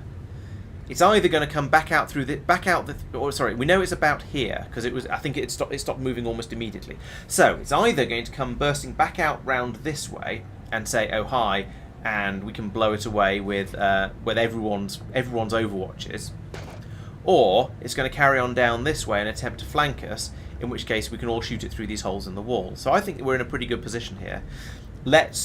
The other possibility is to try and blow some extra wall up over here, and so we can see in. Or run one of the scouts up to have a look in, and then try and decide what to do from there. But I think the safest and best option here is going to be just to put everybody on Overwatch, see what the Andromedan does, and when it shows its ugly face, we can all shoot. We're picking up an inbound Advent transport. The aliens are going to try and extract the general Like this, hopefully. Yeah, so Ed's gone first. Fantastic. So he shredded it and done 5 damage. Al missed. Peter got a nice hit and did 7 damage. If you could move a little bit further, that'd be nice, and we can get a slightly better shot at you. Okay, he's moving that way, and we're getting a shot from. Is that Zucker? Yes. And that's killed. Right, so that's killed the first stage of the Andromedan. Excellent. Now, is it going to move again? No. Okay, maybe it can't at this point. So, who do we give blue screen rounds to? I think we gave them to Zucker, and he's got a 78% chance of a hit. Let's move him to where he's got more like 100% chance of a hit, and the blue screen rounds will really come into their own over here. So, having shot something, that means that now we have a 12-turn timer to worry about. I say worry about 12 turns, not too much of a concern. You know what? I think. Well, let's have a look. How much damage can you do? You can do 11 to 12. So if we can knock another 2 off it first, if we hit it with a whiplash first, then you can solo it. Let's see if we can get Zucker to just straight up solo the Andromedan's droid side. Wow. Okay. Of course, it's a robot, so it does double damage. It almost feels like a waste to use the blue screen rounds on it, but you know. Boom! I'll take the very, very easy and very, very easy kill with massive quantities of overkill. So we now know that the Advent officer is going to be leaving from over there in 12 turns. So we need to start moving. Pete, you are not a sneaky ranger; you're a killing ranger. So we'll let's run. I don't want to run you too far forward. That's because you'll get yourself in trouble. I just know you will. If we move to here, then if you do spot anything, Tristan can probably take a pot shot at it. And it'll maybe move towards us as well. But that's as far forward as I'm prepared to move him. Now we'll move these other guys up to the barrels over here. It's a little bit more of an advance, yes. See what we see? Nothing. Good. We might need to do some slightly braver advances, just because we only have... Well, we have 12 turns to get not that far. There's another couple of rooms. We'll see how we get on.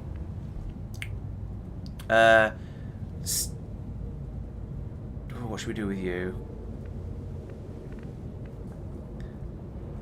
Could bring you over this side. Yeah. Who's going clonk? I don't like that. Right, well, yeah, we'll bring you over here, and we can advance up this side alley over here, and see how things go. So we'll send the Skirmisher and the Templar to play together. They get on a lot better than the Reapers and whoever it was. Oh, that was what I didn't want to happen. Unfortunately, we've done a lot of our moving. Now, I think... Do you still have a move left? No, you don't. Oh, crap. Yeah, that was a bad move. I've explored some more, and he's now moved all that he can. That's bad. Tristan, what can you do? Can you shoot? Oh, you can shoot that and at least blow up the shield bearer. Let's do that then. I mean, it's at least a thing. It's gonna do some damage. It might open things up a little bit. So, in fact, it might blow a hole in the wall so that Ed and Peter can get a shot through. Let's see if that happens. Wow, that was a big explosion. Okay, so we've blown that wall up rather nicely. The shield bearer is injured and down to about half health. We've also opened up the wall, which, as I said, was the main thing we wanted to do there. So you've got an 81%er on the shield bearer. You can't move. You've also got an 85% on the... Okay, so the shield bearer is basically dead, but we can't get the other guy. Let's do the 4 to 7 plus... Right, yeah, this will be a kill on a hit. So we'll take out the shield bearer, and we'll leave Ed with the to try and hope maybe shoot the officer if he moves, because he does a bit more damage. Boom. Nice crit. I approve of that. And then Ed can't. Oh, we could fire the rocket, but I don't think it would actually. It wouldn't be fatal. So there's not really any point. It would upset him a bit, and there's a sort of reasoning in that, but it wouldn't be fatal. So there's probably no point. He's on tactical analysis, so he can't do very much. He's moving, excellent. Ed is going to shoot him, and 10 damage, nice. And he's now holo targeted, which will make him an easier hit for anyone else.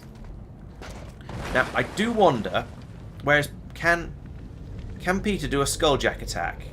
No, he can't get close enough. That's a shame. That would advance the plot nicely for us. But c'est la vie. Al, on the other hand, can do a rend attack from here. And this will get us an explorer up this way as well. And, because Al is a Templar, running up and killing somebody like that gets him it gets him some focus, but it also gets him the parry ability. So even if he does spot any new enemies, it's kind of safe. Or it gets him momentum, which means we can move him again. So since we haven't seen anything... Actually, no, let's stick parry on him anyway. That way, just because he's in quite a good position already. Right, Lobster, you're getting left behind. Run forwards, please. You've done some useful work from back there with the sniper rifle, but we need you a bit closer to the front line because we've run out of enemies for you to shoot at. You guys. So, we've explored this area to an extent, and it seems to be safe. So I think... Let's take the risk here. Let's run... Actually, no, let's not take the risk. Let's run Ed to here. So you can see a bit through the door, and in comparative safety. And we'll do the same with Pete. We'll move Pete to here, so he's also going to be able to see through the door. And can't see anything. Okay, we're getting reasonably close. Not quite as close as I would like, but we are gaining ground on the officer. So let's move Peter to here. Yeah, that's good. Pete, you're fine where you are. Ed, you're fine. Who have we not moved? Not moved Zucker yet. Zucker, you might as well run because you're in a position where you're in a safe position. You know it's safe because Al has moved all that distance forward in front of you, so you know this entire corridor is now clear. We've got Pete and Ed. They're the only ones left. We'll stick them on Overwatch. I need to give Ed a reload at some point. Actually, looking at his current ammo situation. Okay, nice and quiet. So, do we want to go? Do we want to just charge straight through the middle of this room, or do we want to go round it? We probably want to go round it, I think. So let's come over this way. We've got a few people over here already. So if I move Al to here... I'm being quite aggressive with my forward exploration at the moment. And there we go. It's found us 2 mutons and a Spectre. Which is... I mean... is a thing. We'll deal with them. The Spectre doesn't seem particularly bothered. Here come the mutons.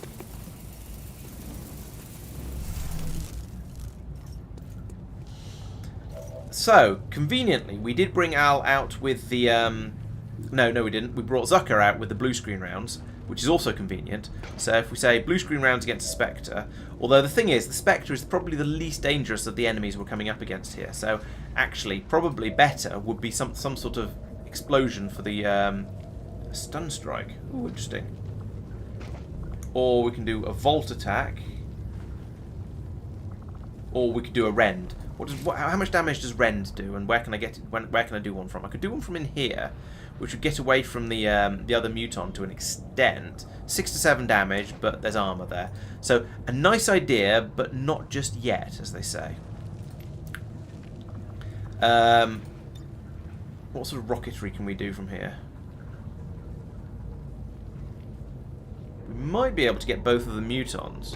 We can get both of the Mutons, and that'll make them both very, very killable. Alright, let's do that. Launching. I'm not sure how he's going to fire the rocket like this, but apparently he can.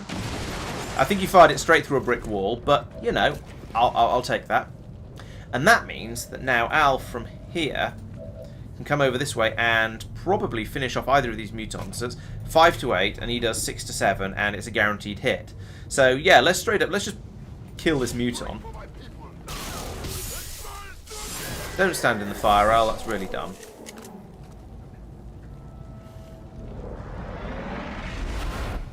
And can we have momentum, please? Oh, we've got momentum. Oh, okay, we've got momentum rather than parry, possibly because he's on fire.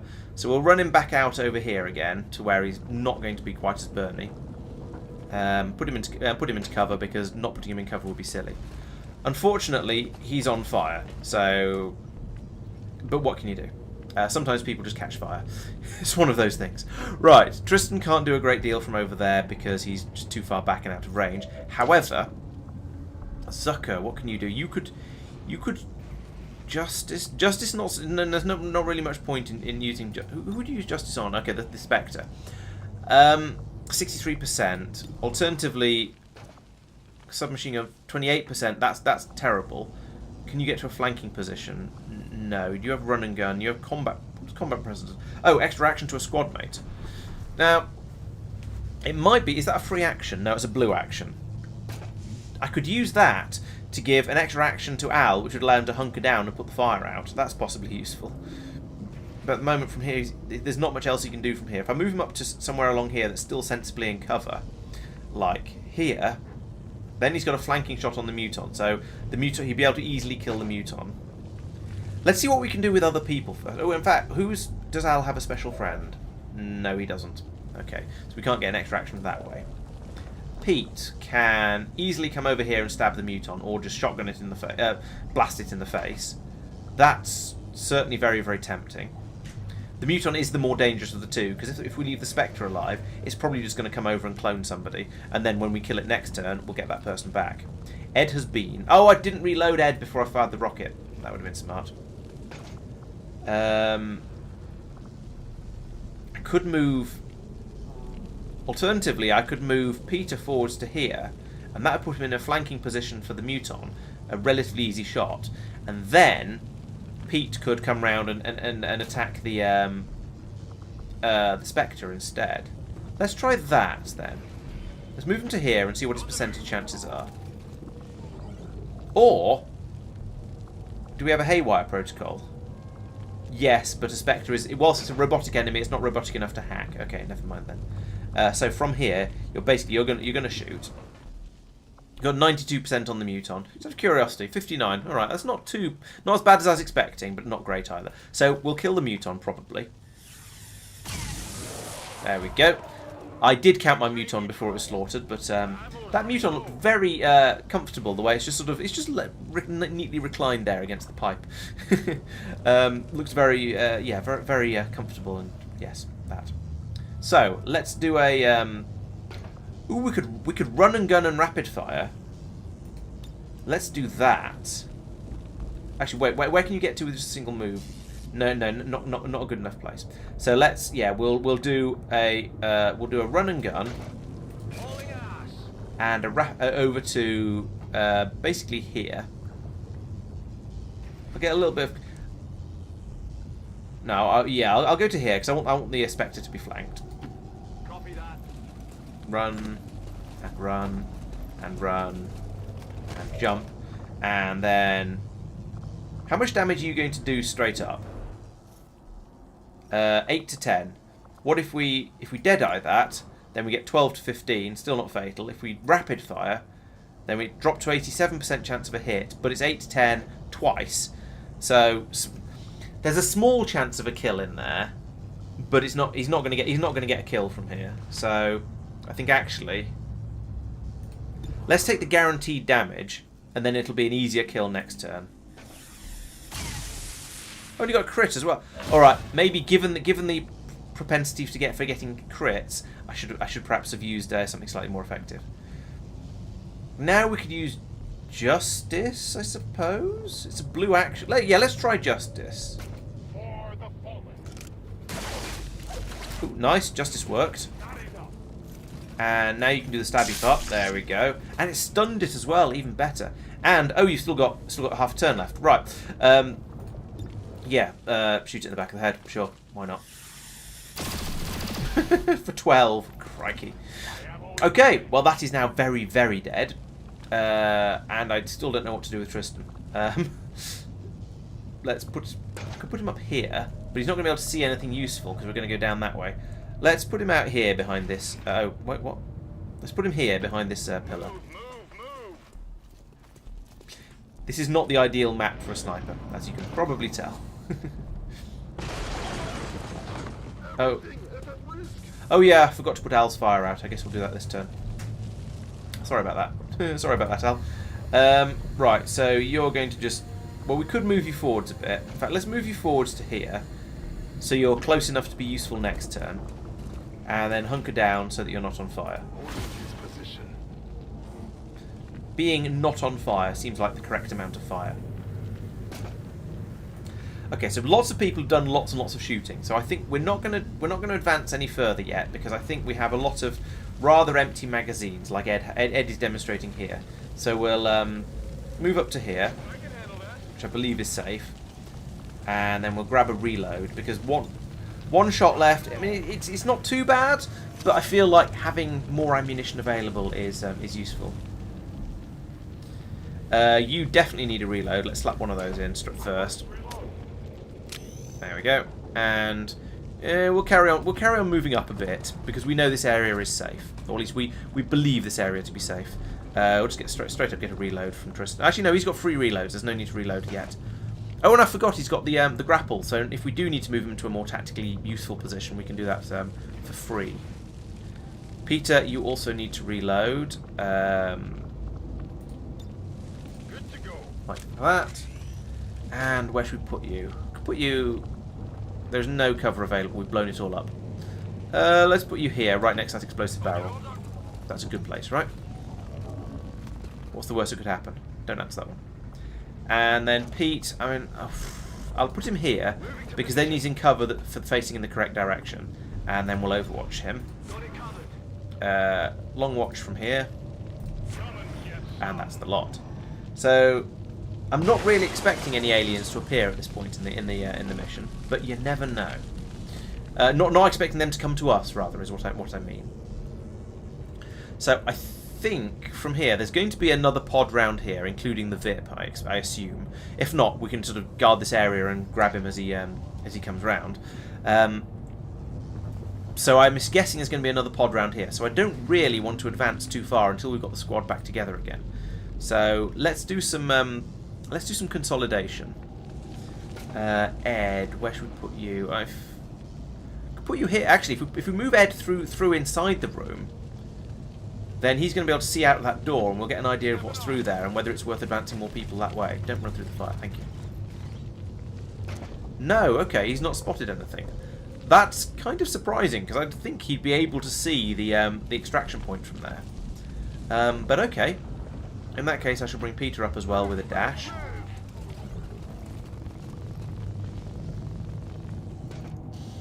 And I guess I'll risk bringing Pete over to here. Yeah, it seems to be very, very quiet. And then we can get Al over behind these boxes as well. I was expecting this area to have a bit of heat because, you know, it's where all of it's where the extraction point is. But apparently not. So I'm surprised. Is that everybody? No. Move you up as well. It's not that great a distance. Don't be a softie. Oh, Pete's the only one I've not double moved. Oops. I thought I'd only single moved Ed. But at least Peter gets here. Ooh, is he the VIP? Yes, that's the VIP. Okay. Target identity confirmed. That's the general. Right. Take him out before they can escape. So we've got 7 turns to kill him. This doesn't seem too awkward, no matter how many more enemies come in with him. Oh, there we go. That's most of his health gone already.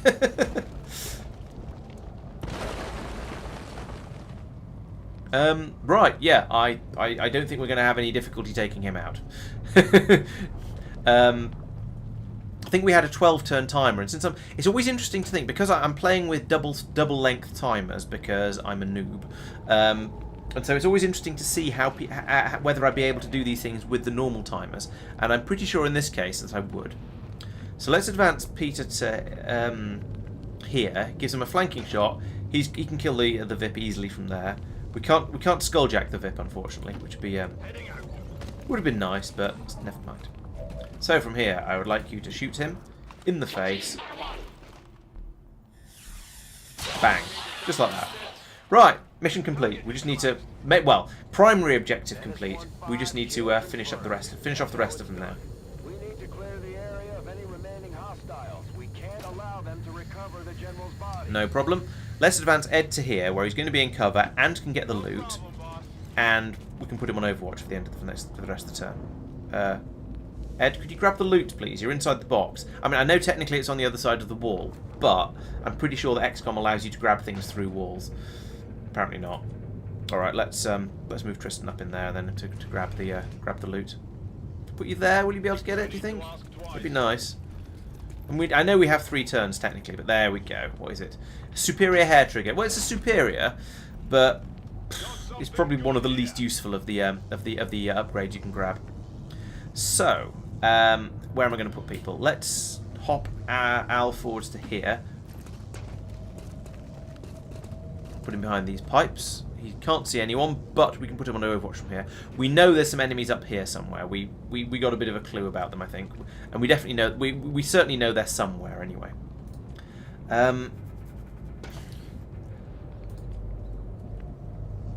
Pete, can move you to. There's no good cover to set in a useful place. We could move him all the way over to here, where he'd be in full cover, but he'd be way too far ahead of the rest of the squad. We could move him to here even, and advance around this way. Let's do that. Let's put him here, just because it's fun to make him run. Ed is good in it where he is. Zucker needs to move to let's say to here. That's some nice full cover behind those boxes.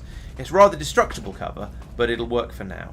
And I think that's everybody. Yes, it is. So we go on to Overwatch with everyone and see if they come to us. Yep, that looks like a shield bearer to me. He's doing the shield bearer party trick, which is putting up a shield. I guess what do you expect? So from here, I'm pretty sure Peter could run round and skulljack. Oh no, he can't.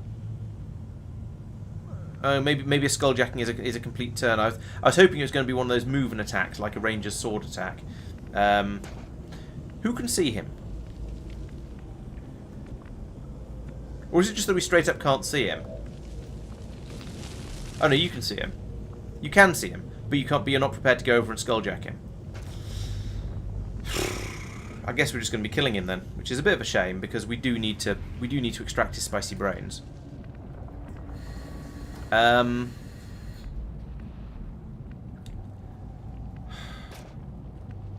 don't know. Actually, I'm struggling a little bit with this one because he's got the shields up, so he's going to be a bit of an effort to kill, and I'm pretty sure he's not going to be on his own. So I don't want to run someone around here to attack him and then get them ganked by a mob of other troops. So let's move Ed to here and put down some heavy fire on him, which will hopefully shred his armor as well as take out his shields.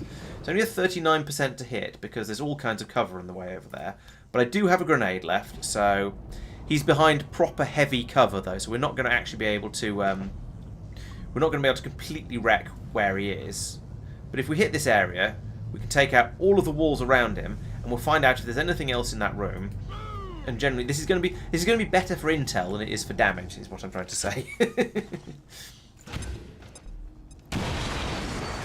So there we go.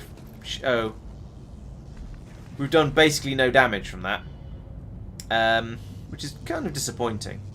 Yeah, I would like to skulljack him. We just don't see. It seems that Peter doesn't quite have the range, and it seems that using a skulljack requires them to be inside your blue movement range. I was hoping, because you see Pete over here. Well, okay, Pete has the extra movement range because he's a ranger who I've been training to run very, very quickly. But he could do a slash attack on anyone all the way up to the edge of the yellow. However, it seems there are some melee attacks that only work on when you're in. There are some melee attacks that count as a full action rather than including their own free move in them. Now, if I could shoot that barrel, that'd be fun. Pete apparently can't see it though. What about Lobster? Where is he? There he is. Can you see the barrel? No, apparently not. What do you see? You see him. 50% chance of a hit. I think this is just going to be another one of those where we put everybody on Overwatch and let him stick his head out and then shoot it off when he does. So bring Tristan out here. He can do a pistol Overwatch because he's got the advanced pistol. Similarly with what's his name? Al. Bring him up to here. Pistol shot from there. And Zucker from here. Okay, we've got a reasonable level of damage here. Even if he's got friends, we're still going to be able to do quite a bit of oomph. And I think I should have moved Tristan to here because he's not going to be able to see from there. But this is basically everybody except Ed going on to Overwatch at this point. So if he moves, he's going to get absolutely sprayed. If he tries to shoot from there, we might be in trouble. Oh. Hacks, he moved. What? We should have shot at him. I am not impressed. Shots should have been fired. Put it that way. Still can't use the skulljack because, well, I guess he didn't move. He just leant out to do the shooting part. All right. Well, we're gonna. Why can you not fire your weapon? Can you not see him from there? How can you not see him? These guys can see him, but you can't. Are those boxes in the way? I think those boxes are in the way. Oh. Okay. Well, we'll move to here. I want Ed to go first because if he does hit, it's great. It'll shred his armor and possibly even kill him. If he misses, then it'll still hollow target him and it'll make it a much easier shot for everyone else. Or alternatively, you just straight up kill. Nice one, Ed. I'm very impressed. That was very good. So we didn't get to use the skulljack. I could have, but I'd have had to move Peter up closer. We'd have had to, or maybe we could have just moved everyone back so he couldn't shoot at us. Yeah, maybe I should have put the effort into it. But it's the captain. We really need to skulljack to advance the plot. So Pete gets the award for being a hard hitter because he got the best crit and also the sneakiest because he moved the furthest basically. 100% shot accuracy. That's pretty good. And because he shot that elite Spectre right in the face and did a massive, stonking great crit on him. Ed 3 out of 3 for hits and 2 out of 2 for overwatches, which is even more impressive. 1 kill, but did 30 damage. That's impressive. Blew up lots of environment, sure. Most assists. That makes sense because the heavies, the grenadiers are supposed to be a sort of supporter character. They're supposed to weaken the enemies for other people to then sort of soften them up and take them out. Zucker, you get the MVP because you got 3 kills. You did 47 damage and 100% hit rate. Moved a lot as well. And oh yes, you absolutely dominated that Andromedan shell. That was impressive. Al gets most ridiculous pose award. 2 kills. So he managed to get 2 kills, but a 0 shot accuracy.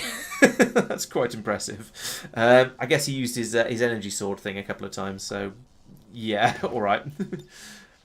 Tristan got 1 kill, did 9 damage, 2 shots, 2 hits. Nice. He was the highest. And Peter got 3 kills, 41 damage, 100%. We got really good hit percentages. Did everybody get 100% except Al? Yes. We had an absolute 100% hit ratio there, except for Al's unfortunate shots. So let's see. Here we are down in the sewers. There's a nice dead muton for us to all be impressed by. 1, 2, 3, 4, 5. There's somebody missing. Oh, they're down there. Let's adjust the camera angle a little bit, like that. There we go. Get rid of the poster effects, and I need to move. This time I need to pan up. I need to pan upwards, but it won't let me. In order to try and fit it behind where the logos go.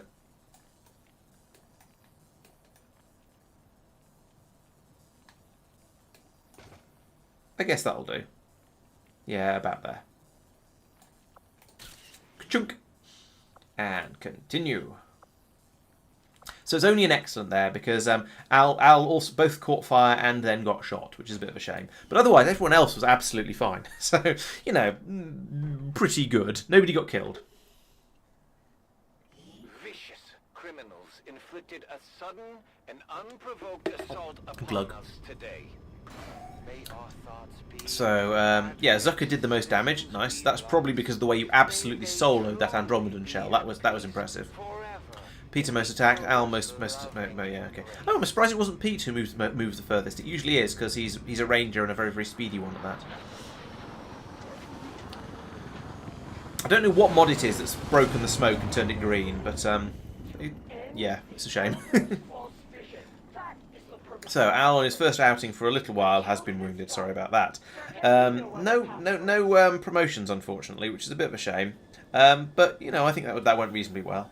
So Tristan, as a sniper, has got a huge number of kills. He's doing well there. Although actually, Peter is very close behind as a specialist. That's quite impressive because often I tend to use the specialists for sort of other things. So they tend not to be very good shots. So I tend to often use them for sort of being a medic and hacking and all of the specialities. But he's actually got himself 51 kills. So he's doing quite well there. I think a lot of these large numbers actually might have come from missions again. A lot of these might be lost, who are fairly easy to wipe out in large numbers, especially as a sharpshooter with the pistol. So we got the superior hair trigger, which means you get that 15% chance of the shot being free, which is nice. And we got some corpses, so yay. And 64 intel. That was why we went out there. Serious blow to the aliens' efforts to Thank you, Agent 47. Impressive work. Okay, so now we have. We could get an engineer from over there. We won't do that right now. Let's have a bit of a think about what we want to do. So I need to go after start going after the facilities. The easiest one to go for is going to be the one in Australia over here. But let's have a look. Let's see how much making contact is going to cost for all these places. So it would be 60 intel to go over here, and we get 32 supplies. Where else can we go? We could go to America here, Western US, which would cost 30 intel. We'd get 60 supplies. And then we could go over to here, which would be another 60, so it'd be 90, but we'll get some more supplies. So that costs half the intel. Yeah, let's do this. So let's go with it. Let's make contact with the Western US because that's going to be cheap because there's already a radio tower in the area. And then go over and get New Arctic because that's a 2-pip one over there. We've got a single pip there. Yeah, it's a single pip, double pip, single. And it's a chosen stronghold, so that's different. So yeah, I think going after this one makes the most sense. And because we've got the buff from wherever it was, resistance network here, we can make instant contact with them. So let's go and make contact with the US over here. It's only costing us 30. And boom, immediately. Yeah, I've got Eastern US and Southern US. But now we've got Western US as well. There's quite a lot of the US that needs to be. It's a big place. It takes 3 attempts to go out and investigate it, or to make friends with everybody over there. So that is an extra 60 supplies a month, which is really nice. We can now move over to the New Arctic. So let's do that as well. This is probably going to cost 60 intel because we're getting further away from the radio relays. But that's going to be another 75 supplies. I think that's totally worth it. That's also going to be instant. Yep, that looks a little bit more Arctic. So we'll touch down here. Say, hello everybody. Nice to meet you. Can we have all your stuff, please?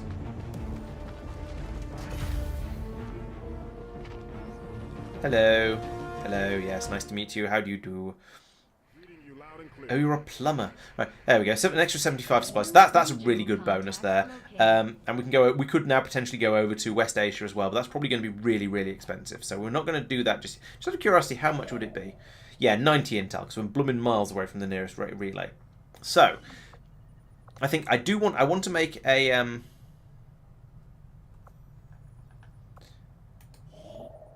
I want to install a radio relay here, but apparently I can't. Oh, because it costs 200 supplies. I don't have enough supplies to make a relay here. That's a shame. Okay, well, c'est la vie, I suppose. We could go. Instead, we could go over and take on this alien facility. That seems to be a valuable thing to do. Oh, and apparently there's a one of the alien rulers is over here as well. Have I actually killed any? Did I kill the Viper King in the? I can't remember. I remember we got him down to basically no health, but I can't remember if we actually managed to kill him. So presumably I can't. Yeah, I can't make contact. Oh no, I can still make contact. Apparently, interesting.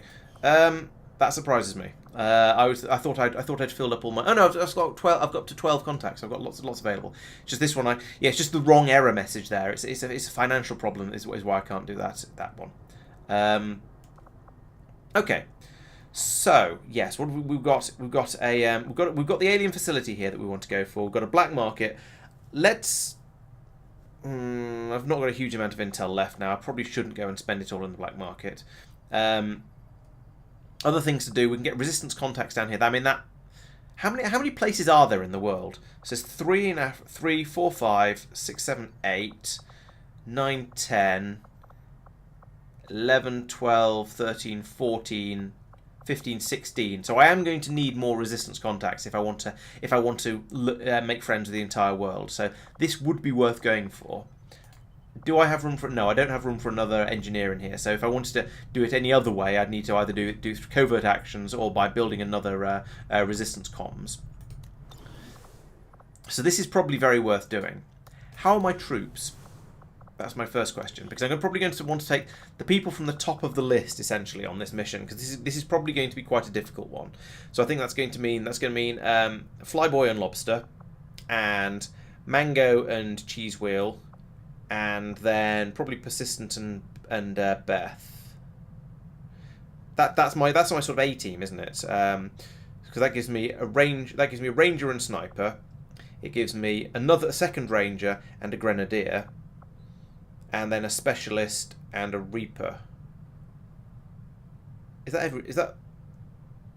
Yes, that's 2 Rangers and a Reaper. But otherwise, one of each class, isn't it? So yeah, that seems like my sort of my A team, because the Rangers are great for getting up close and doing loads of damage. It's good to have a Specialist along as a medic. Yeah, I think that's pretty good. And they're all ready. Hang on, they were all ready to go, weren't they? Yes, because it's Mark and Bagel who are in the training there. And oh no, Beth is still tired, so we can't do it. We can't do it for 3 days. So for that time, we have the choice between the resistance contacts, the engineer, going to the black market, or healing, which won't help, or gathering intel. Let's go and get the extra resistance contacts, and just go all in on this sort of trying to go out and make friends and influence people. So if we come over here, this will also get us the plasma grenade like that. I don't think I want to assign a new project, but let's have a look anyway. So yeah, better grenade, excellent. Advanced explosives, ooh. What will that get me? And presumably that'll make the rocket a bit more effective. What other explosives do I have? And we've upgraded the grenades already. There's the rocket, the heavy rocket launcher thing. Oh, the Claymore, perhaps. Okay. We could make another heavy suit. We could make another spider suit. We could carry on and make another skull mine. Or we could investigate skull mining. A bit short of money for that, and I want to try the Skulljack in vanilla mode first. Could build a spark. I don't know if I want a spark. I just get yet another soldier to worry about, who would be at a very, very low level and would need to be trained up and leveled up before they'd be particularly useful. Advanced explosives does sound quite nice. I think I might just go for this one. It does cost 50 supplies though. Could hope to get Talon rounds, I suppose. All right, let's. How many cores have I got? I've got 4 cores. Get an experimental grenade, experimental heavy weapon. Let's at least get. Yeah, let's buy another ammo and see what we get. Tracer rounds. Give you aim boost. All right. Maybe. it would go quite nicely with a scope to give an even bigger aim boost to anyone who needs it. So maybe that could be quite nice. Maybe for a sniper, give them an even better aim when they're using squad side. And I think the advanced explosive sounds fun, so we'll do that one. We'll get started right away, Commander. I'll send word when the project is complete. We've got 2. Oh, in 2 days we'll have the hunter weapons as well. Nice. Avatar project is... Oh, no, that's... we completed covert action, so we've dropped the Avatar project by 2. Nice. I was about to worry then, because it went over and looked at it, and I went, oh no, it's going to go up. But, right, so we now need to pick out another covert action and decide which is a good one to do. I do think that going after the... continuing to go after the Chosen is probably a good idea. We'll get an aim buff. The ability points are quite nice as well, and I keep looking at this one and being tempted by both the ability points and the dodge that we get. An additional facility maybe. Loot is always nice, but yeah. Mobility and Warlock. Income and aim. PCS and dodge. Combat intelligence just for one particular person. GTS don't care. Engineer don't really care. Could buff persistent hacking abilities with this one though. That could be useful. Make them. So I have 2 highly qualified specialists. No, I think let's go after. Let's do this one. And we'll choose somebody who isn't about to go on this mission.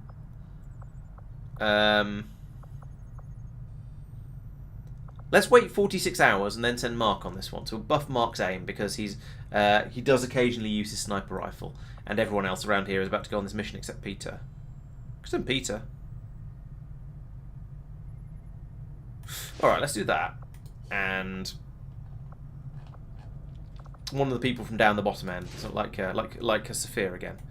Sorry, Sophia, we're just sending you on endless covert actions rather than proper missions. But it gives you XP and just not quite as much. I need to have a low risk mission that I can send sort of lower ranked soldiers on. I mean, I sort of did that with the last one actually, but I feel that going after a facility is going to be a little bit harder than that. Anyway, I want to get this hunter weapon thing finished. I want to get Mark out of that so we can... Oh, no, I don't. That doesn't matter. Yeah, we just want to get the hunter weapons and then we can go off and do the other one. Another important step there we forward go. in our research. Lovely. Blah, blah, blah, blah, blah, blah, blah, blah. Sleek appearance, rifle, magnetic weapon, special barrel material, low friction presumably, special scope, tiny Illyrian power cell, hunter... Bang! Excellent. So now we can use the dark lance and the dark claw. So we've got the dark claw. Seems like a revolver, but it's better. Seems like a rifle, but it's better. And we've also developed... We've got a novel idea relating to psionics. Then we can do the Advent Shield Bearer autopsy instantly.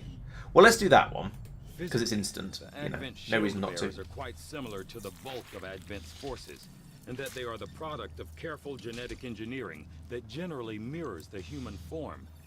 Most of their unique qualities come from a difference in equipment and armor. I mean, isn't that the same for our troops as well? Apart from the genetic engineering, but they all have different... The main difference between our troops is the difference in armor and weapons. Experimental armor. That does sound interesting.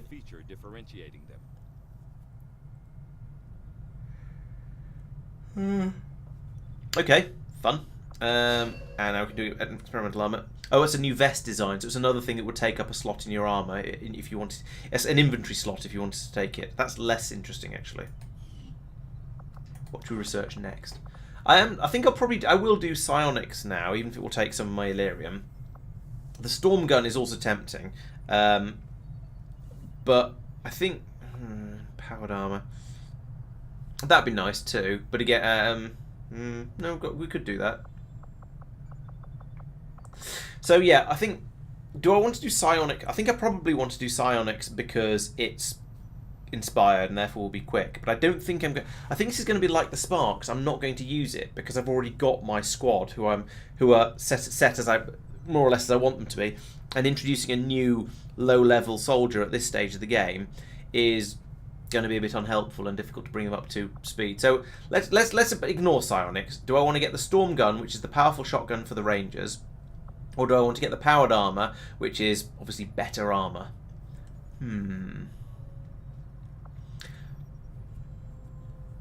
I'm leaning somewhat in the best defense is a good offense direction at the moment, because we do seem to be mostly wiping out the aliens on the turn when they appear. So I think if I go for this one, I can hopefully. Oh, but Sophia thinks armor.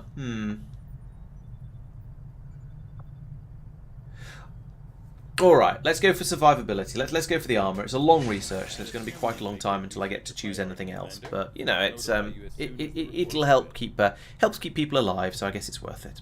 The Chosen, Is there anything I can do in the shadow chamber actually? seems to mirror the traits of the nobler warrior archetypes we know throughout our own history. Could do the blacksite vial. Actually, let's do the armor, and then maybe we'll do the blacksite vial. But remind me that this is a thing next time I'm looking for a research to do, which will probably be next week, of course. All we have to do now is put it to use. Yes, thank you, Shen.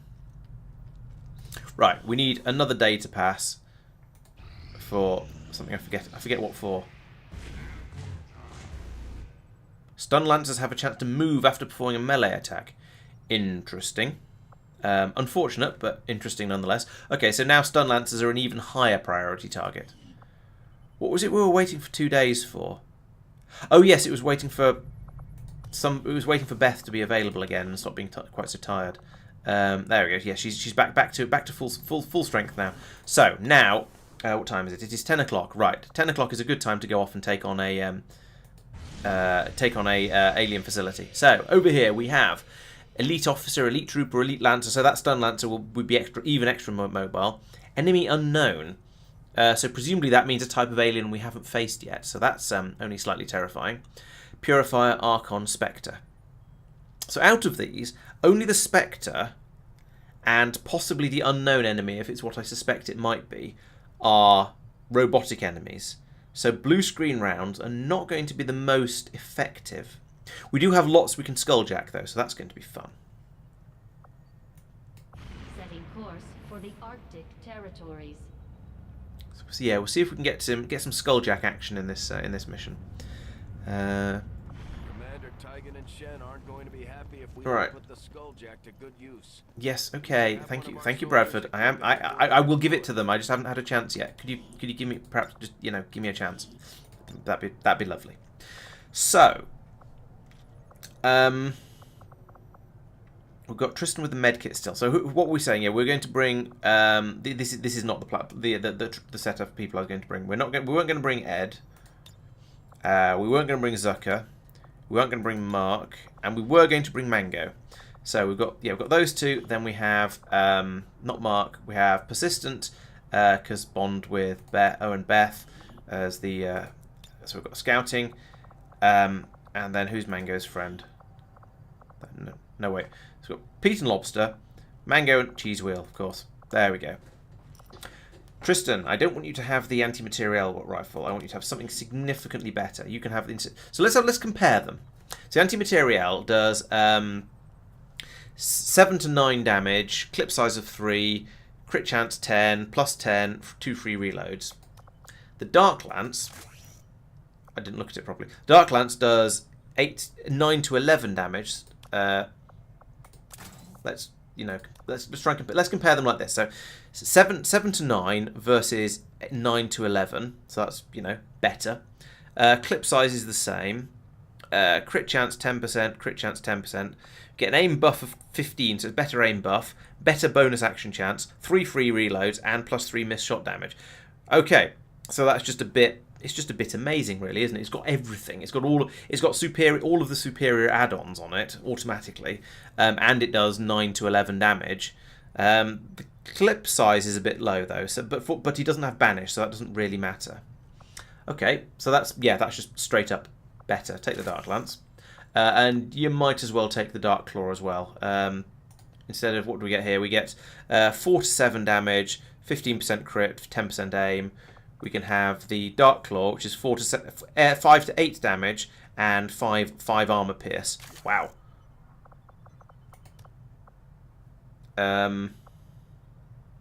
Okay, but no crit, so we lose the crit and we lose the aim buff on it. So actually, 3 to 6 plus 1, 4 to 7 plus 1. So this does more damage, but it won't crit as often.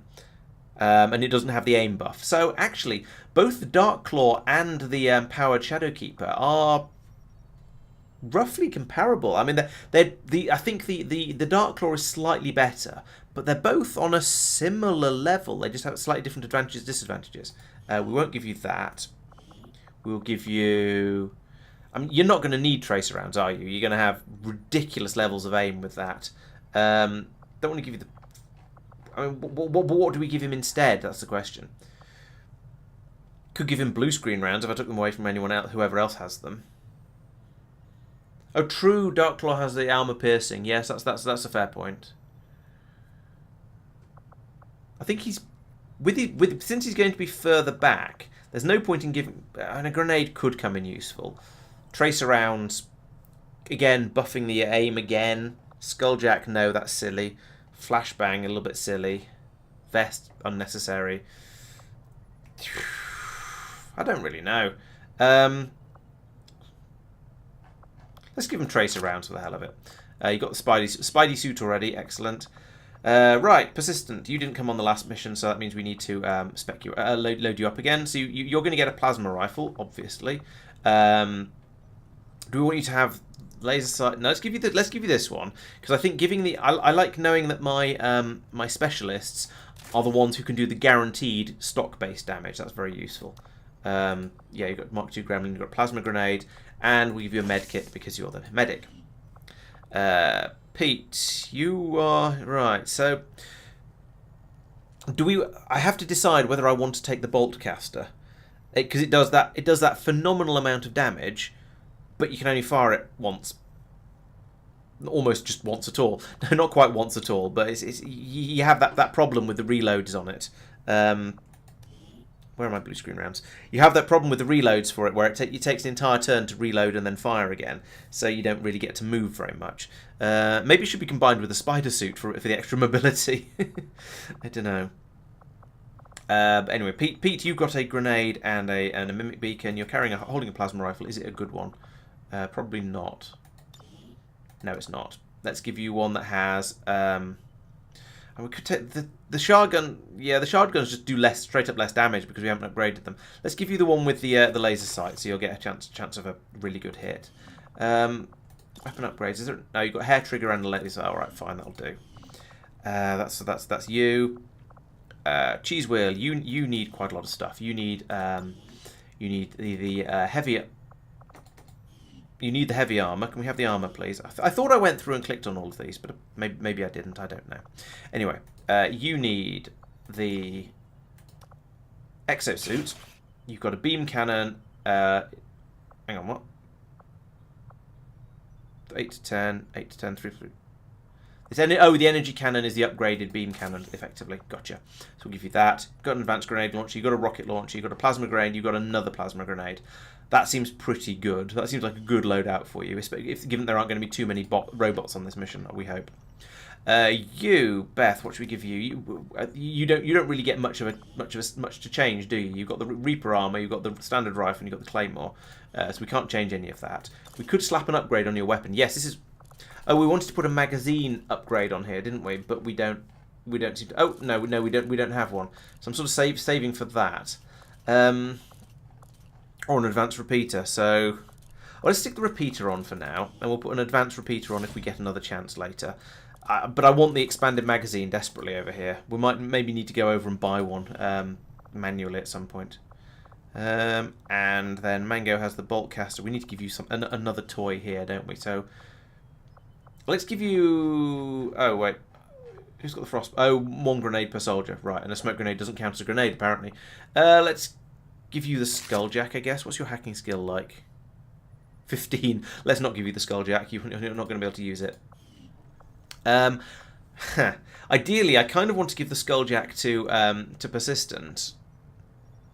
because she's got a decent hacking score. Let's do that. And now be even higher because of the Skulljack. And then I guess we'll give you blue screen rounds. There's nothing else to do there.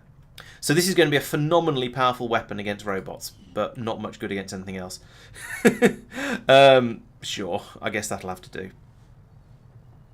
No, I think I want to give the Skulljack to the I want to give the Skulljack to one of the to the specialist ideally, because I think the hack score is relevant to how well you can use the Skulljack.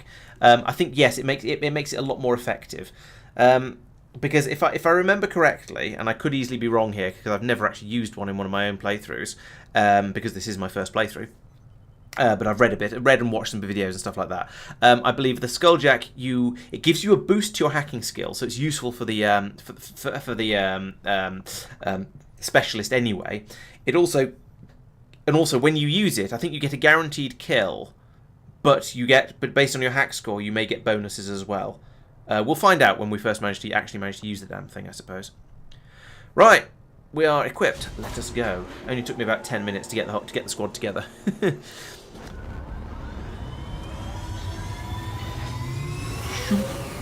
This is the downside of streaming. I can't sort of do the thinking about all of the getting the squad ready off camera and then say, right, and now here is the mission. You have to watch me doing the whole thing. But c'est la vie.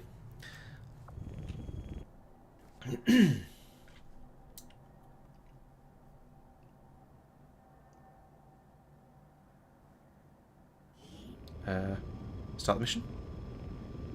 The aliens have a secure facility hidden in this area conducting research crucial to the Avatar project. Right, let's go and smash and grab and break in and stuff like that.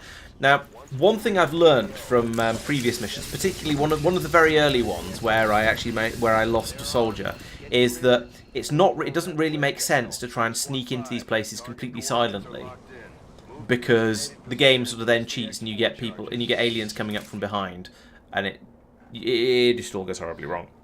However, we will take the advantage of concealment at the start. So it's quite a bit of level over this way.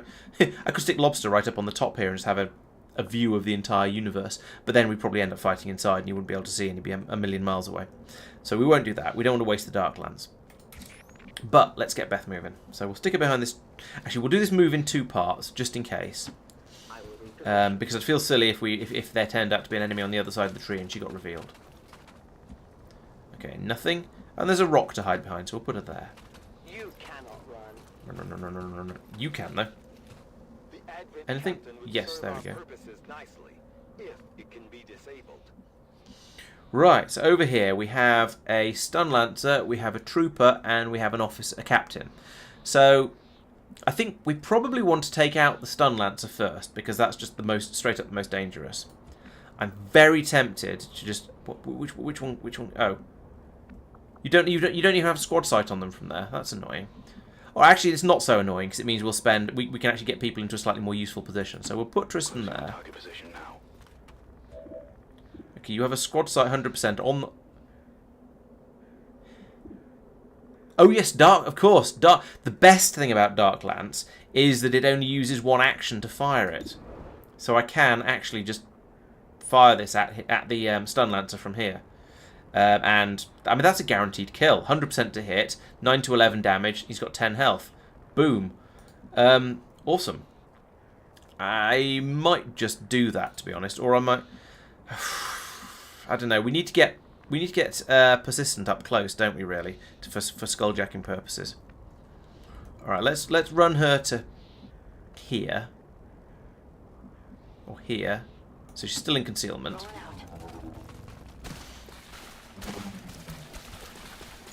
Green water as well, nice. And we'll bring the rest of the squad down for support as well. Leave technical there. Mango. I don't want to have everyone in the same place, just in case someone gets friendly with a grenade or something. And then Pete. Mobile Pete can come to behind this tree, I guess. If we're lucky, these troops will move towards us. We can blow away the stun lancer, and then the officer will wander over this way into range of Persistent to run over and skulljack. I don't think he's going to though, because her range on the next move is only going to be to about here. I don't know. We'll see how it goes. So who have we got left? We've got you. You can yeah, concealed long watch. Sure, you won't shoot anyone unless you get discovered. Excellent. They are coming this way. And when we shoot the Lancer, they might scatter nicely. Ooh, he might actually even be just in range already. He is. Right, okay. Let's just do this, because it's too good an opportunity not to. And then we'll have to and then we'll make sure we mop up the rest of them with the rest of the troops afterwards. My concern is that the stun lancer is going, or the trooper is going to run round into the bit behind here, in which case they're going to be difficult to get at, and I might have hung Persistent out to dry a little bit. But I think we'll be able to get them.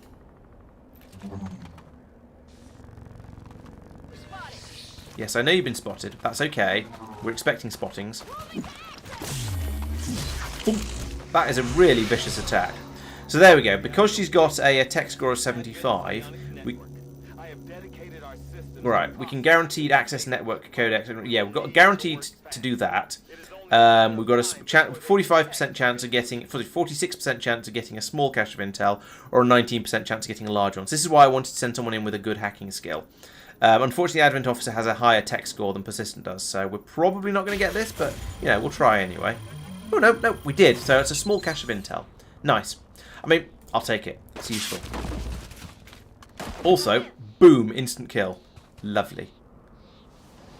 And then plot-related things happen. We get a codex. Commander, that appears to be the codex responsible for safeguarding the alien data stores. Now, so what are all these guys going to do? Okay, there's a bit of scattering over there. Are you going to scatter as well? Yes. Okay. So, we have... Mango would be a good person to attack the Codex, because she's got the blue screen rounds and can do lots of damage. Unfortunately, we can't get her into a position where she's got a good shot and a cover. Let's move her to here and see what sort of shots she's got. So, ideally, I would like to attack the Codex with her. 81%. And... guaranteed kill on a hit, because look at that, 15 to 17. That's fantastic. Yes, it does look a little bit sort of Tiberium sunny, doesn't it? Yes. I know what you mean. Actually, alternatively, let's use run and gun. Oh, actually, let's not. It's not going to make that much difference. Get to here. Let's try. Let's run and gun to here. Oh no, she's going to be revealed anyway because she's going to attack. So we'll run and gun to here. And then... Yes, I know you've been spotted. It's fine. That's fine. I wasn't really expecting you to be hidden anyway. We can then throw the axe at the stun lancer. Oh, no, at the trooper. It's not really worth it. It's not going to be... It's that sort of awkward amount of damage where it's not going to be a kill. All right, let's not do that. Let's just straight up. We can't. Ooh, dual strike. Who's the bond mate? No, that wouldn't be. No, that's probably not worth it. Just fire weapon at the. Oh, the aim chance has got worse. Great. That was a dumb move then. I didn't. Yeah. It's only 79 against that one. Let's shoot this. Let's try and shoot it. Worst case, we miss. Best case, that happened, and boom, it's dead. Kill confirmed. Excellent work, Commander. It appears some physical remnant of the Codex was left behind when it disappeared. Nice. Hopefully, it will provide some insight into the aliens.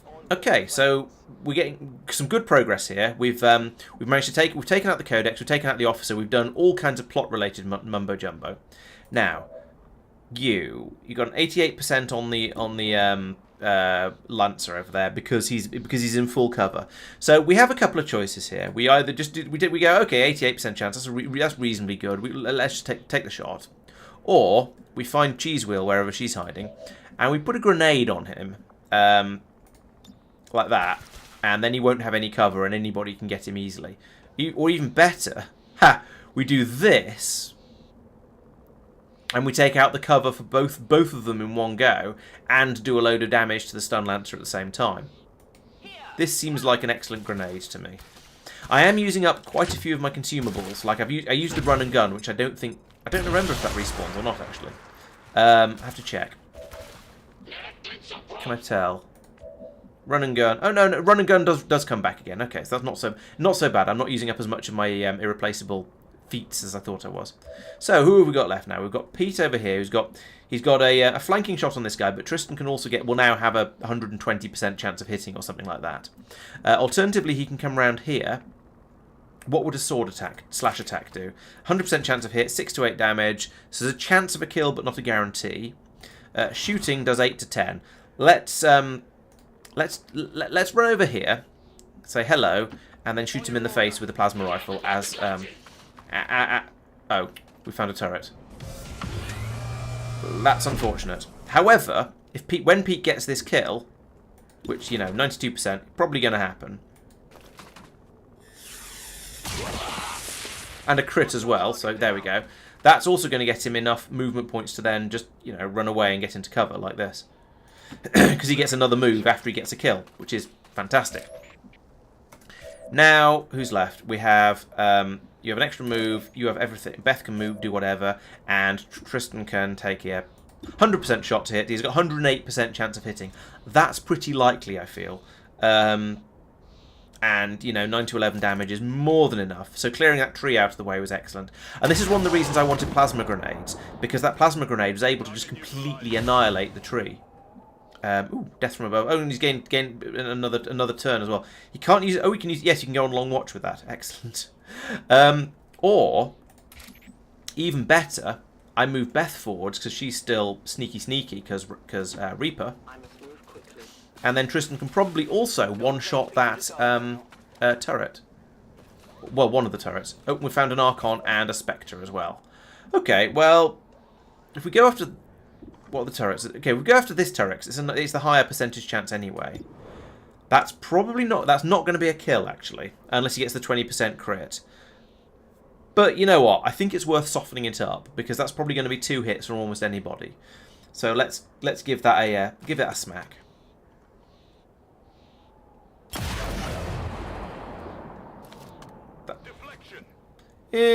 Only slightly deflected. Shame she can't use this extra move for a reload.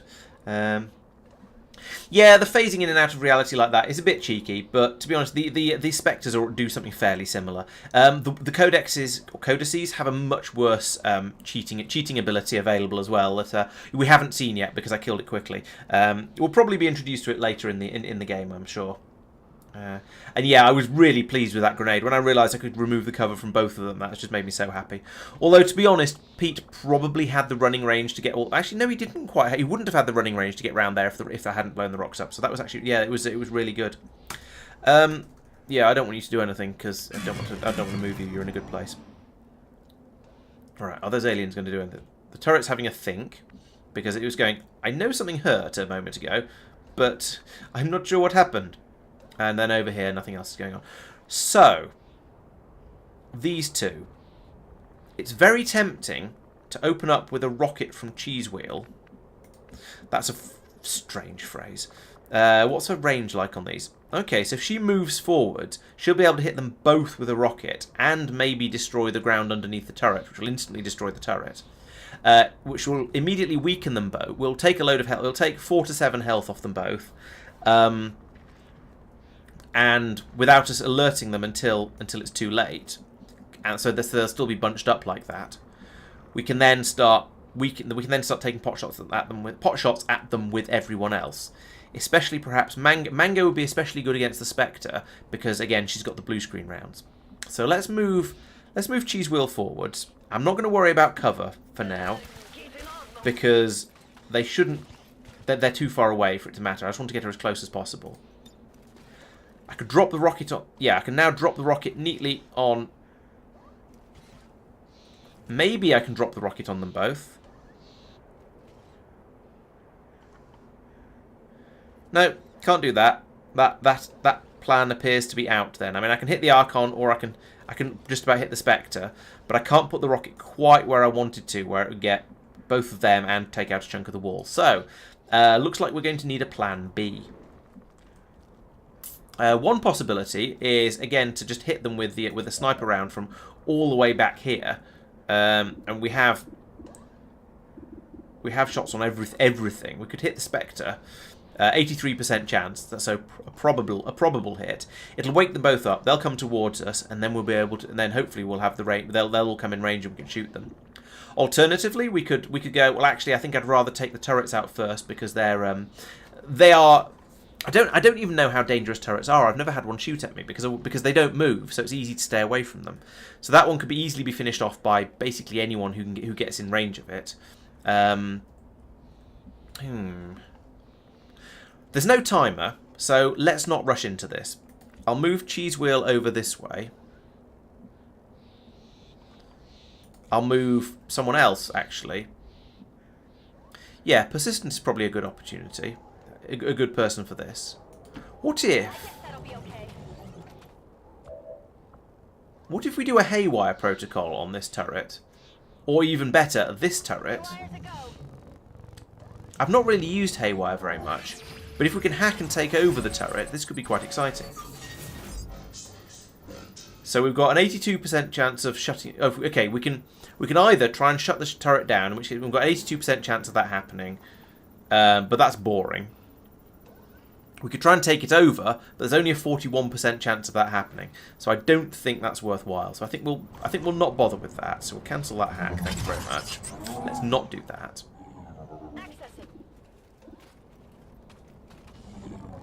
So interestingly, she's got a better. For the haywire protocol has a slightly longer range than vision and sight and stuff. So she can hack things that she can't see. She can also shoot things that she can see, though. So, you know, this is straight up. Well, we need 6 points of damage because of the armour, and this does 7 to 9. It's a 99% chance of a hit. I think I'll take that turret out. Like that. Nice. Check it before you get too close. Good advice. Check yourself before you wreck yourself. Now, another possibility is to put the Claymore in over here, which can get them both. Yes, can get them both. Can possibly get all three if we count the turret in that as well. No, it's not getting the turret, and that'll wake them up. Maybe we'll do that next turn. I mean, how many people have moved? We need Mango needs a reload. Let's do that first. That's a priority. Pete could move forward to here, but then he'd trigger them. He can move forward to here, but he'd risk triggering them. Cheese Wheel, you're just standing there because that was as far as you could move. Is that it? I've got anyone left. Oh, we haven't used Tristan yet. I wonder if we could shoot that turret without anyone noticing, without the people down below noticing.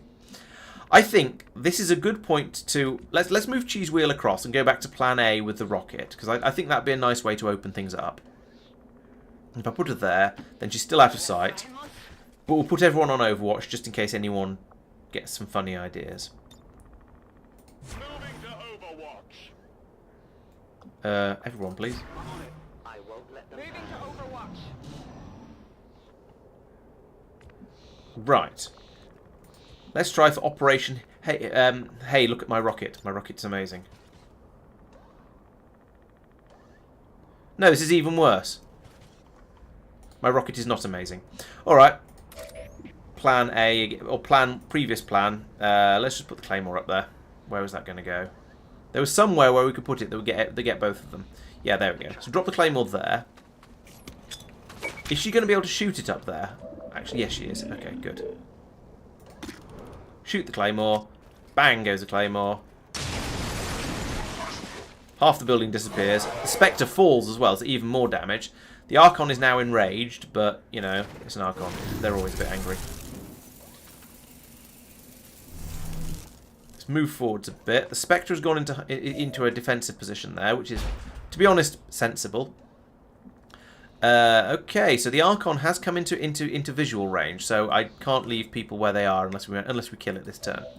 What do you think about that shot? 85%. That's pretty good.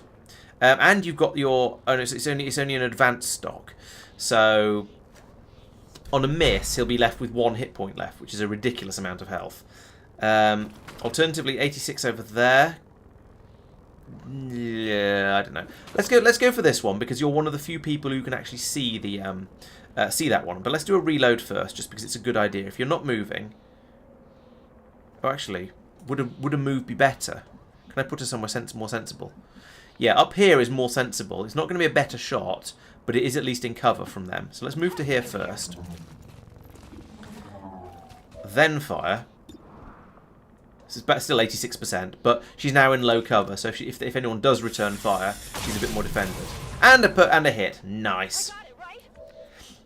Oh, did I get the... No, the turret didn't take any damage from that claymore, unfortunately. It didn't.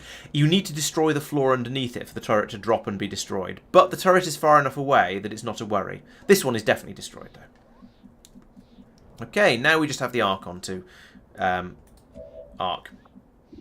57% chance because you're blooming miles away. Actually, why is it a 57% chance? Let's have a look.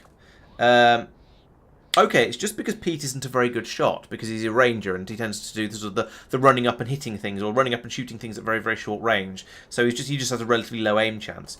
Okay, I mean that's fair enough. It's not his speciality. Mango, how do you feel about shooting that thing? 71%, and it's a kill if you hit it. Sure, why not? I'm okay with that. Because we've got so many people at this point that a pod of two aliens, it's not really a problem. We can just go, yeah, sure, we'll take a shot at it, and if it misses, then somebody else can shoot. We can't reload because we shot first. Okay, that's fair enough, really. We'll move Pete forward a little bit and then take a shot at the turret because I forgot it was there. Yep, we've woken the turret up.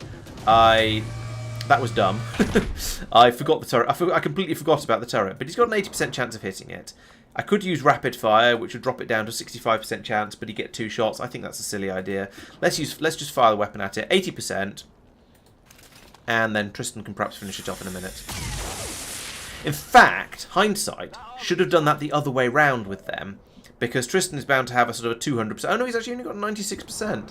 And that's with the 10% from Spotter. Okay.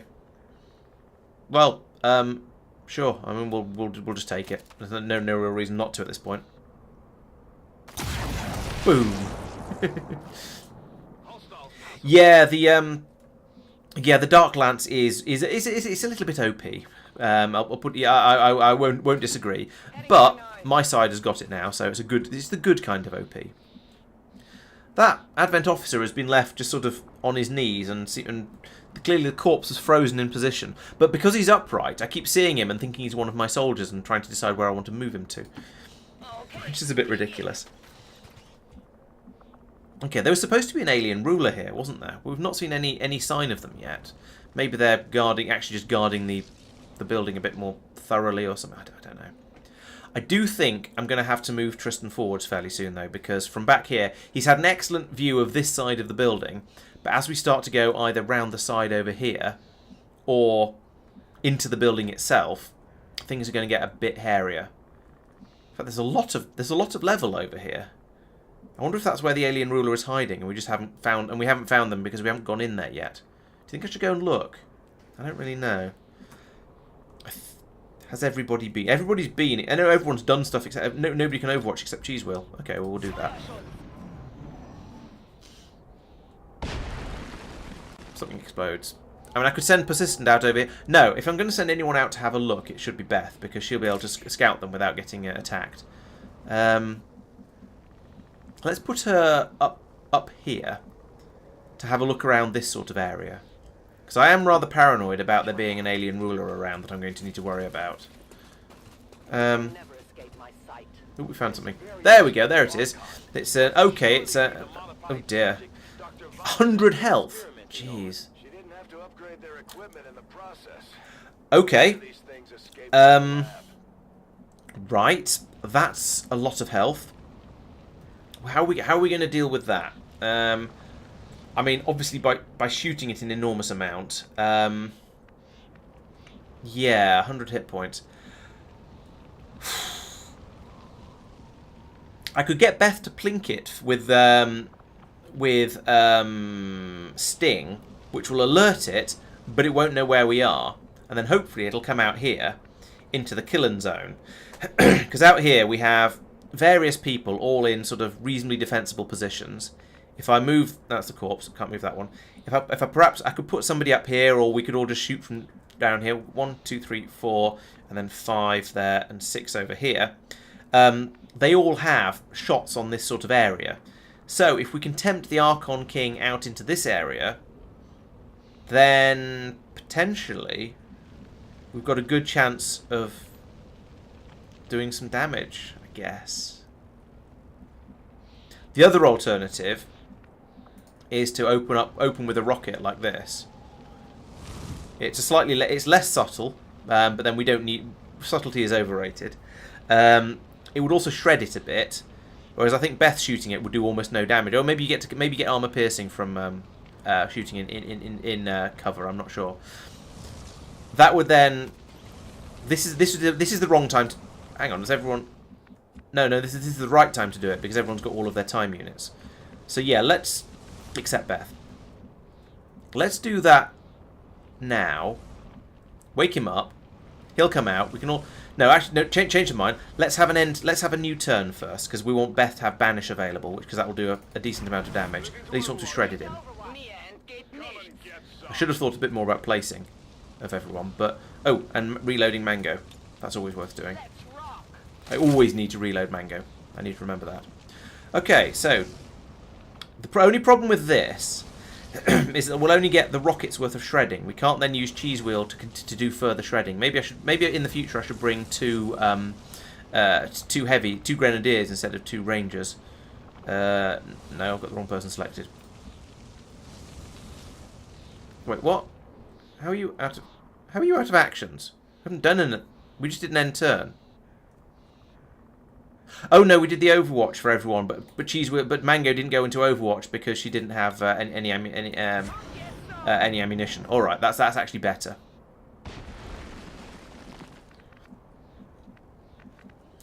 Okay, so I'm probably going to move people into better cover, but we'll wait to see what happens when we wake up the ruler. So, first things first, rocket. Rocket goes here. Do some shredding. It's 2 points of shredding, which is worthwhile in my opinion. Boom. There we go. And now he can't see any of us, so he's going to have to come out and see what's going on. I hope.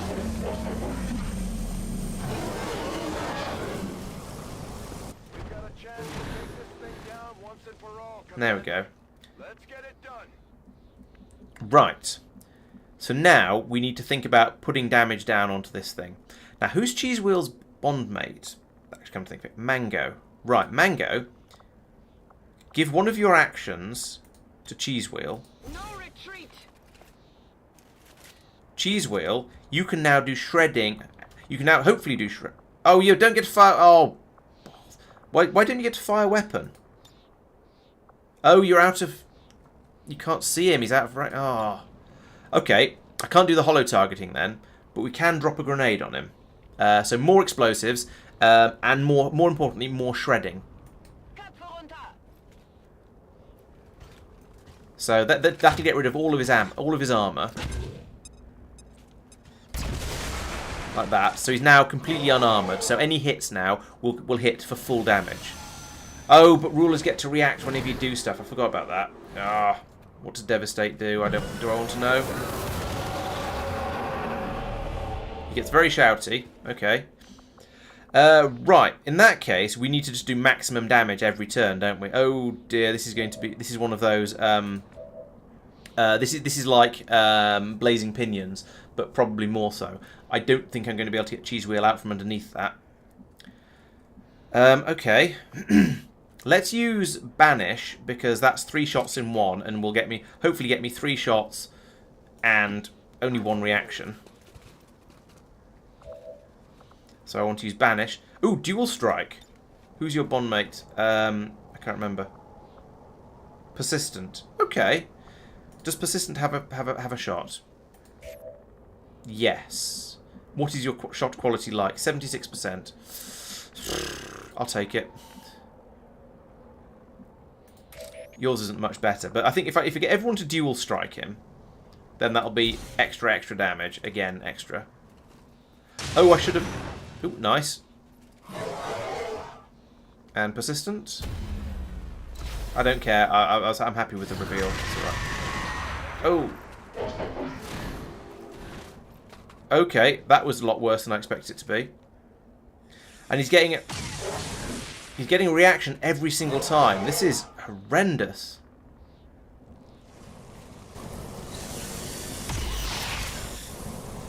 Glad that missed.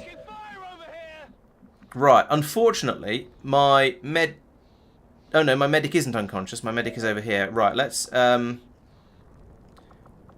I have the revive... Okay, I can revive someone who's down. I think for now I need to just carry on doing damage. So, rapid fire from here is going to do 7 to 9 twice.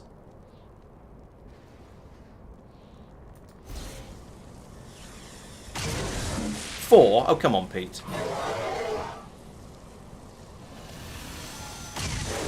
Crit. Nice, that's better. Yeah, these ruler reactions are,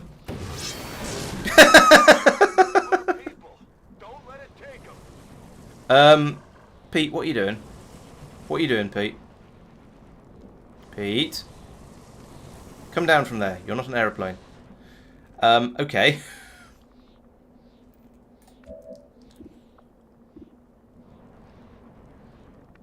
I mean, I guess, well, we'll get to take the free reload, because free. And then we'll take the shot. Because what else can we do? That's going to be the most damaging shot we've done yet, I suspect. 93% to hit, 70% to hit. Now, normally I'd say the 93% to hit is obviously the one to go for, because it's more likely to hit. You know, that's kind of better.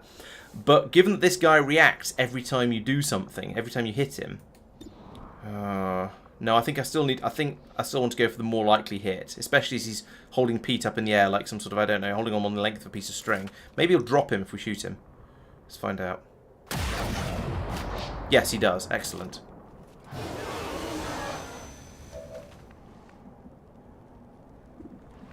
How much health has it got now?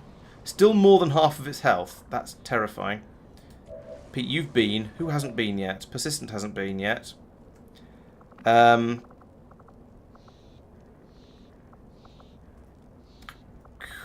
could give points, extra turns to Beth, but I don't think there's any point. I think we might as well just take another shot. 85% chance. It'll take him down below half health. Maybe that'll be enough to make him run away.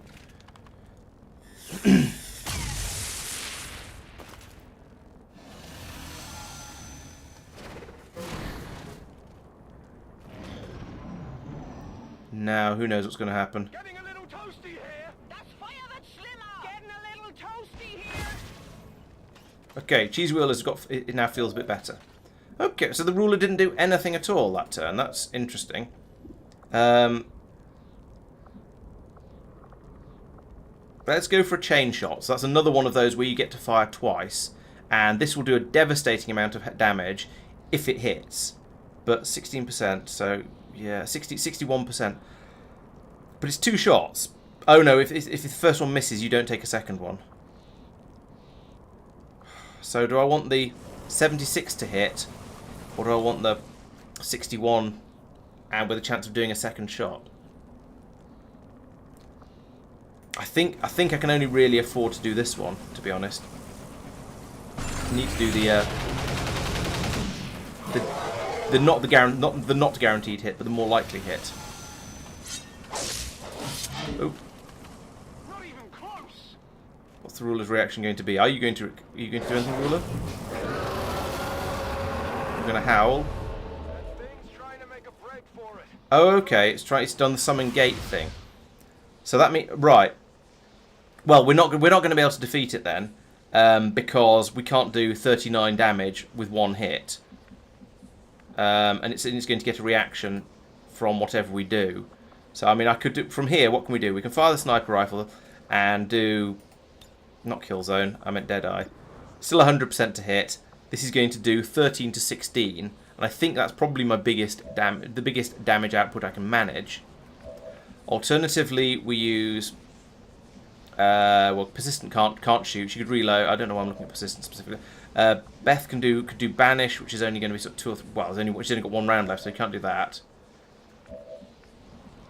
Pete could do a sword or a. He can't do a rapid fire. He can't even shoot. His gun's empty. A daze might work. Yeah. What I actually need is a frost bomb, but I don't think I brought one. No, I should have brought the frost bomb. That was a mistake. Oh well, let's do what we can, and then next time when we encounter this ruler, he'll be that much easier to kill. So if we do this, he's going to be down at less than a quarter health, and next time he'll be a relatively easy kill. That's my hope, and that's my theory anyway. Even if this means he escapes. Deadeye and a crit, 19, awesome. That was a good hit. Can't see his health, oops, but he's gone anyway. Okay, we got 4 ability points from it. I suppose that's better than nothing. Right, now can we do some? Can we get persistent to do some healing, please? Revival, yes. Revive Mango, please. Zoop. Zap. Lightning bolt. Up she gets. There we go. Welcome back.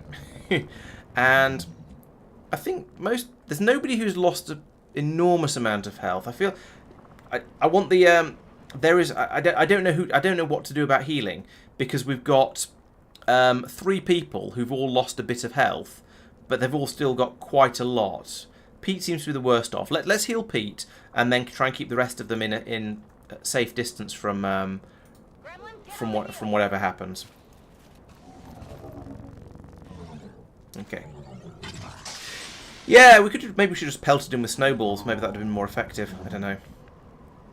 But we now I want to have everyone reload, pretty much, because we've used all our ammunition up trying to take that ruler out. And then, to be honest, we are probably now at a point where there's not too much in here that we need. We're probably now at a point where there's no more aliens, and we just need to get in there and poke the thing and then run away. But that was quite a fight. Oh, maybe I should have used the bolt caster. Oh no, Mango was asleep. I could have woken her up and then used the bolt caster, but oh well. Never mind. Hindsight 2020 and all that. Reload. You're loaded. You're loaded. You're loaded. Okay, that's everyone except Persistent, because she was too busy healing this turn. So, but that's fine. It was what we needed from her. So let's get some cover. Actually, you can go back into shadow now, I think, and we can do useful things with you next turn. You're out of time. You can move forward as well. Put you in cover over here, and that's the lot. Okay, let's do an Overwatch. My watch begins. On Overwatch. Whew. I think there's still some aliens around, because we're still seeing. It's not the turns aren't quick enough for no aliens. I think when you get down, when you've defeated all of the aliens on a level, or a map or whatever you want to call it, then the alien turn flashes by almost instantaneously. So it's a bit of a giveaway, but it's sort of a nice feedback to let you know where you've got to. Yep. Okay. There's the MacGuffin. I know.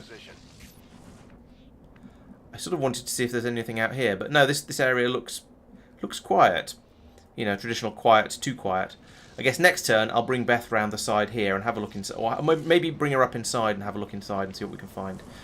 For now, let's bring Lobster forward. So he was in a good position for all of that, but I think now it's time to bring him up a bit. He can go over and stand next to that Advent Officer statue.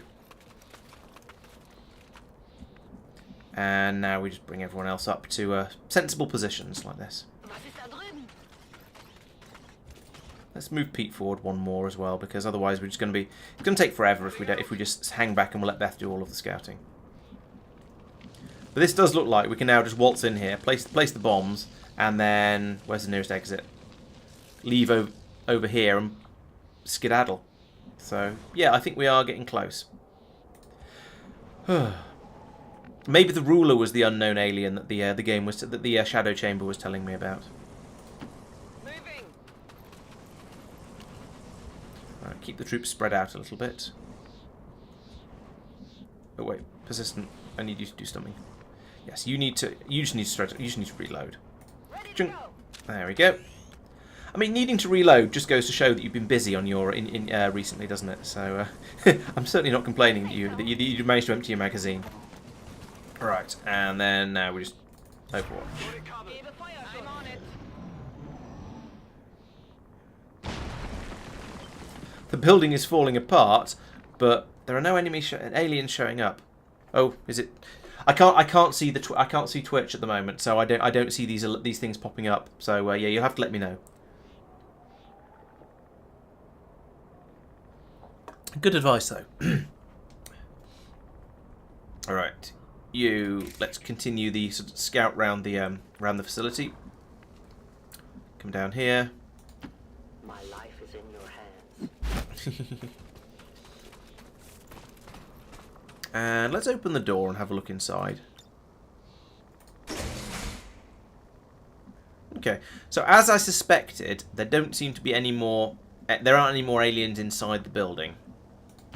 Moving as ordered. And you'd think if there were anywhere else that all these sounds of explosions and things would have drawn them out. But I know the game doesn't work quite like that. Let's move Pete in. We'll move sensibly and slowly. We have done a lot of damage to this building. Something tells me this is bad. For us, anyway. Oh, I see. You spotted a. Oh, so the person on some sort of surgical table, probably. Maybe they're making a new Advent officer. I don't to replace the one I skulljacked. I don't know. So I think we probably want to actually run all of our people through the building, because we need to have everyone reasonably close together when we put down the bomb, and then probably escape through this door over here. So we'll bring everyone through this way, and get somebody to set us up the bomb, as they say. Tristan is going to need to do another long move to get caught up, but that's okay. Given everyone else is doing half moves and he's doing full or single and double, depending on how you look at it, that's fine. He'll catch up soon without too much difficulty. Same for Cheese Wheel. Okay, been on the mix.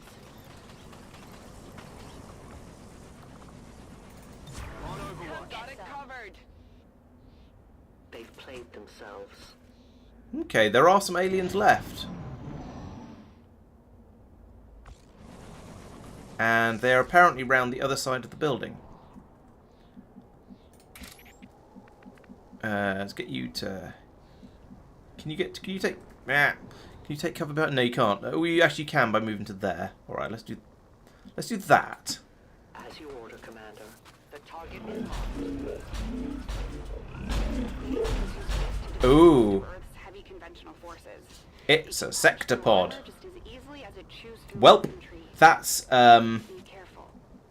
that's a thing. Okay. That is not what I was expecting. That is indeed a huge thing, yes. So, what's the best way to take out a sector pod when you've already used up most of your explosives? So where are we? We're all over here. That's through there. So, can we perform some sort of ambush? Because if we move Cheese Wheel into here, she can put an explosive here, a grenade into the side of the building over here, and probably shred all three of them, or hit all three of them with it. And we can then do follow-up fire with absolutely everybody else. However, I'm going to take a couple of minutes to get people into sensible places for this to happen. And by a couple of minutes, I mean at least a turn or two. So let's get Lobster out this way. I want to get him round somewhere, basically, so he can shoot up this side of the building once he's ready to fire. But for now, we'll move him to here. If he finds anybody else, I shall be very upset. I should count aliens, really, shouldn't I? At the beginning of missions, so I know how many of them there are left to go. The rest of you, just right. How are we gonna do this? So there are various options. So I can put Cheese Wheel here. She can get there safely. She's got one grenade left and can blow out the side of the building and do some significant damage to them. She can't fully shred the sector pod without using her Gatling gun, and to do that, she has to have been noticed by the sector pod, which, I mean, isn't ideal. The other possibility is that we just get really, really cocky, and we all just sort of pop up round the corner of the building over here and go, oh hi, and just all start shooting down there, because we do have a significant damage output. This only has 28 health and 4 armour. Compared to that Archon King, that's not actually all that much. But I still think it's probably worth being inside and having the cover that's offered by that. So, if we do blow the wall up over there, then somebody here is probably also going to have a good shot. So we could put someone like Mango there. Pete needs to get up close to do maximum damage, but he moves quickly. So if we put him down here, then he can provide that cover fairly quickly and as and when necessary. I don't want to alert them as I come through here though, so let's... Is it shift to... No, shift switches between people. Ah, okay, yes, we can put down a waypoint. So if I make him move to here, and then here, yeah, but let's not do that yet. I think...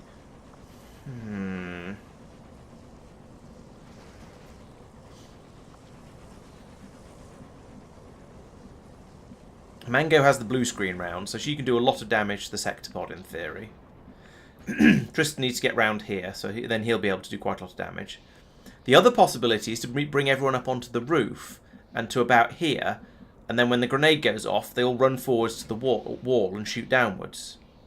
That could work quite nicely.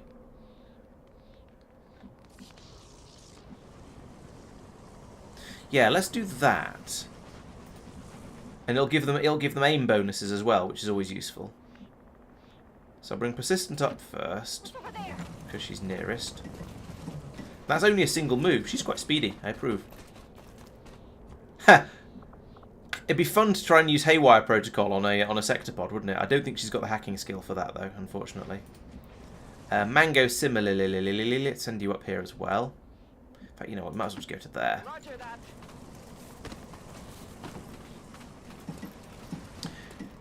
Cheesewheel could probably do a grenade from upstairs, but I think better from downstairs, given that I've worked that one out. Pete needs to stay downstairs because he's a because he needs to get up close and personal. He'll probably end up shooting one of the humanoids, I think. Tristan can continue with plan, scuttle over here. His aim is high enough that I don't think I need to put him on top of the building, especially when he's got a target that big to shoot at. Is that everyone? So I've got Pete and Cheesewheel down here. Oh, and Beth is over there. That's who I've forgotten. Let's make sure that she's reloaded and then is ready to do a banish as well. Yes, full magazine. Banish is ready. Sting is also ready, but I'm not going to use Sting. Oh no, she doesn't have the Claymore. She does have a remote start available, but nothing particularly useful to start with it. Okay, I think people are generally in good positions now. For where we've got to. I will end the turn here, or I'll overwatch, I suppose, just in case they do spot us. I am on watch. No, let's just end turn, actually. I don't want to... No, if they spot us, I do want to shoot them.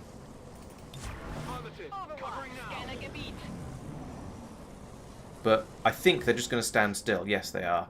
Because if they were going to move, they'd have moved ages ago, and we'd have seen them much sooner in the game. So I want to put Tristan here, so he's got some cover. Or here, maybe.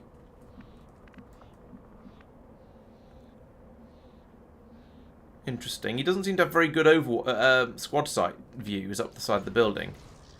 I think that symbol we're seeing there is the sector pod. Let's check. Where's Beth? There we go. So, yes, that's the sector pod. Not you. Yes, you.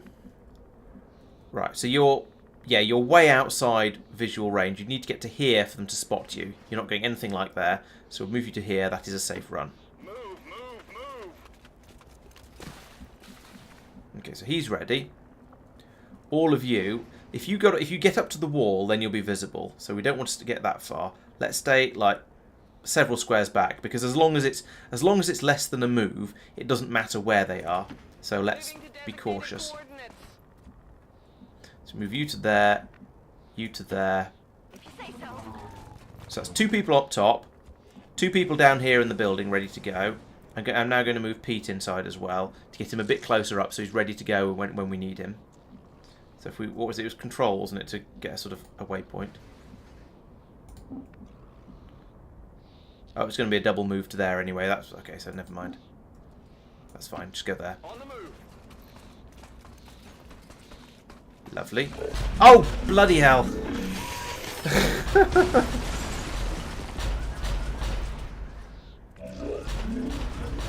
That was not meant to happen, as I'm sure you're well aware.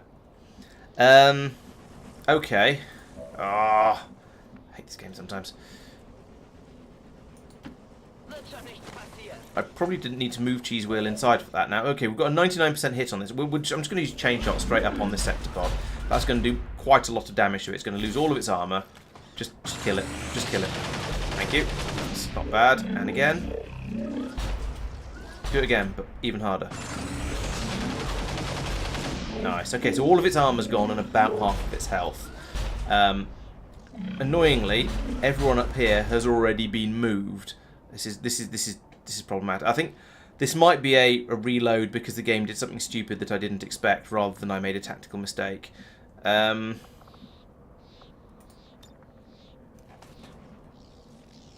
because we can't do anything from up there because they both move forwards. Peter's moved completely. Tristan's moved completely. No, I'm going to reload that turn, I think, because that's not what's supposed to, was not how it was supposed to go. It was one of those things where the game mechanics did something unexpected rather than my tactics were unexpected. Rather than my tactics were dumb. In hindsight, I should have realised that Pete would be visible because he can peek around the wall there like that. So it was my fault, definitely. But still, it was an unexpected effect of the mechanics. So continue with what we were doing. Tristan moves to there. That was completely safe. Team Rooftop move forwards.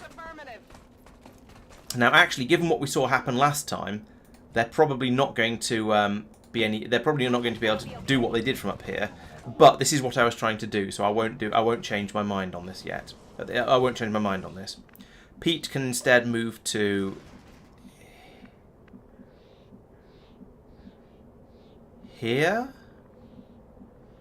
Yeah, why isn't there a target preview warning from? Yeah, that was the thing. There isn't a target preview warning from being there, so that's why I feel like I can call shenanigans on it.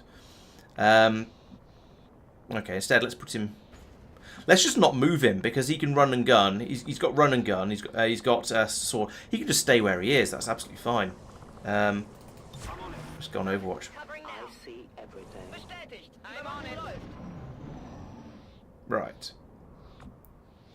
So now, to be honest, I suspect what we did with Cheese Wheel was actually better because I think the chain shot probably did more damage than the grenade would have done. But let's move here anyway because this was my plan. And then put the plasma grenade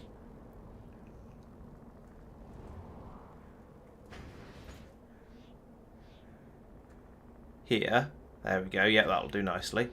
So it's going to shred all of. It's going to take out half the stun lancer's health. It's going to take off the.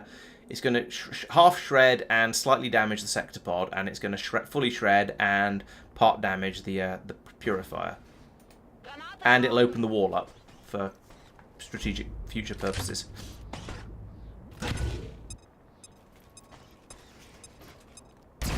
Boom, like that.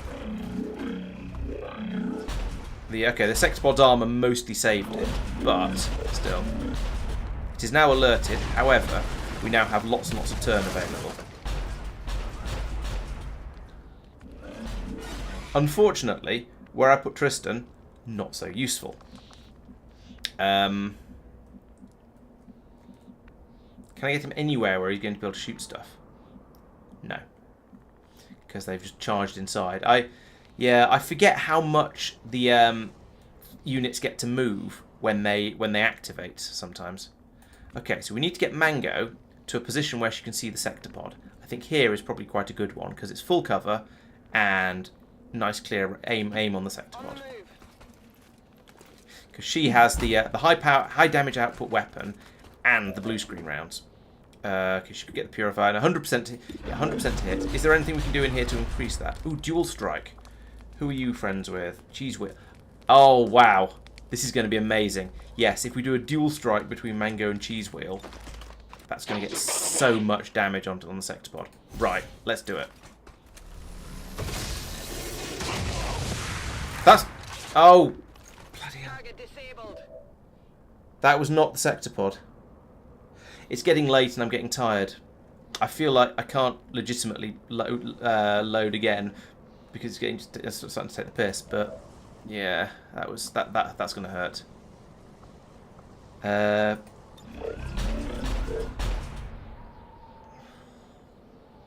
This is not going to be enough damage now. I'm going to load that one again.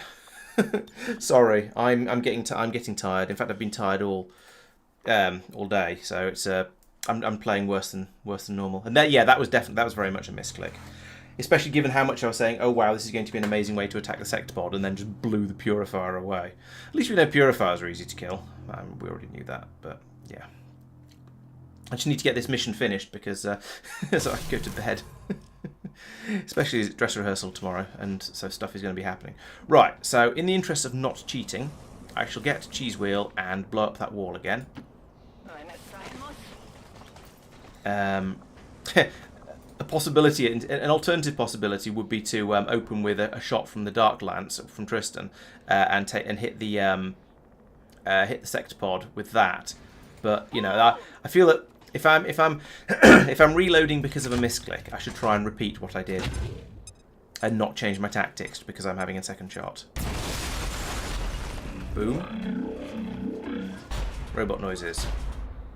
Are they going to come charging in again? Is their reaction going to be the same? Probably. Yes, there we go.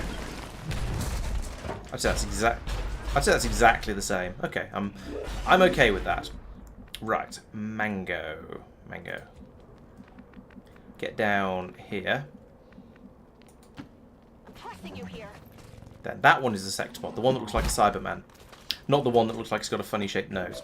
Then we're going to do the. That's persistent. She needs to come down anyway, but this is Mango. Mango can go here then, behind this piece of cover.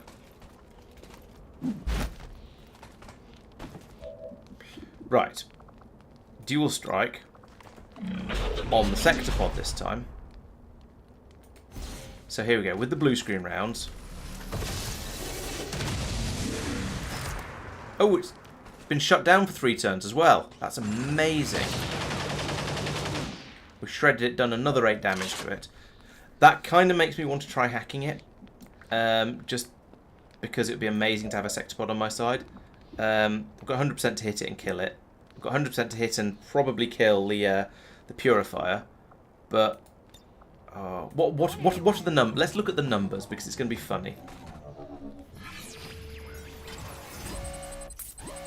Don't tell me. So, okay, control enemy is only a 26% chance. Shut down, it's already stunned. There's no point in doing any of that. But it was fun to look at. We're going to cancel the hack. There we go. It was interesting to look at because the idea of taking over the sector pod is, frankly, amazing. Okay, so we're going to have persistent just straight up shoot this guy in the face. What is it? He's got 8 health. You do 7 to 9 damage. It's a probable kill. It's not a guaranteed one.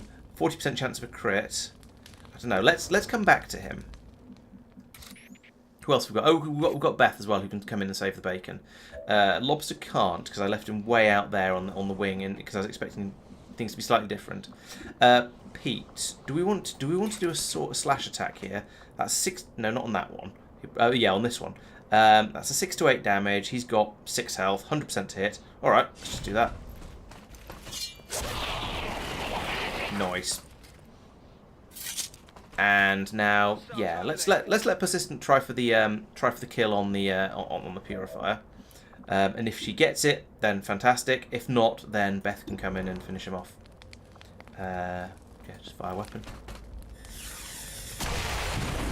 He explodes. Did that take the sector pod out? Nah.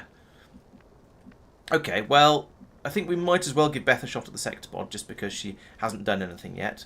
Give her a chance to occasionally shoot things. It's a bit rude. It's a bit mean leaving her out there all the time. So we'll take 100% shot. 5 to 6 damage. This could be a kill actually. She might rack up a sector pod kill, or she might not. Only 5. So close. But we don't care because it's stunned.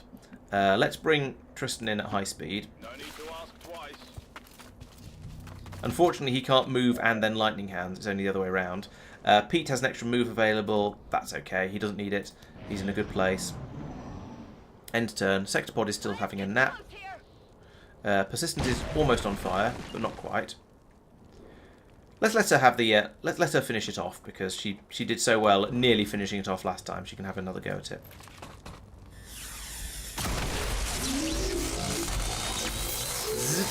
Bang. Ooh. And loot. Let's grab the loot. Move you to there, cheese wheel. I wonder what loot you get from destroying a sector pod. You get an Illyrium core and a superior repeater.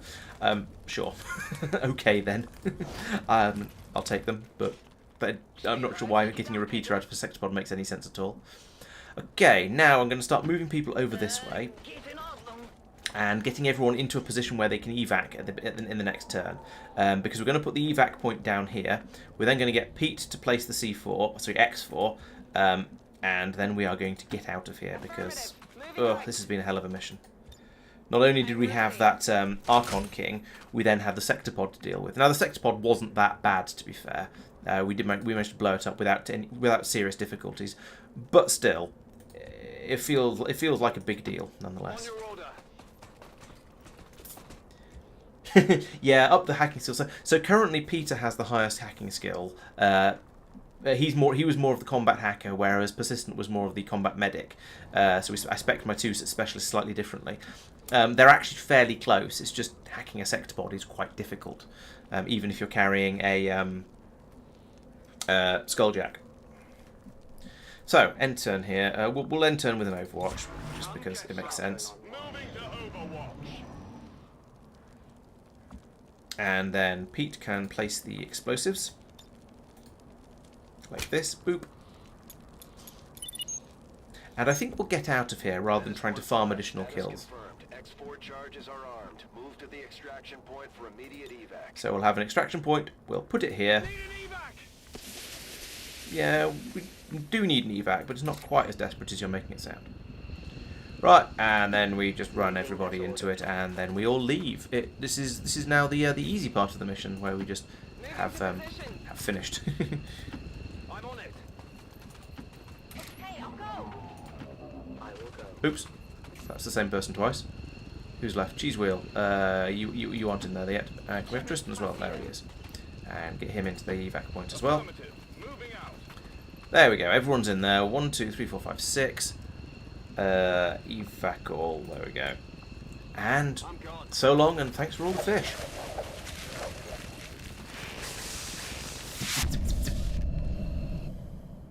And explode.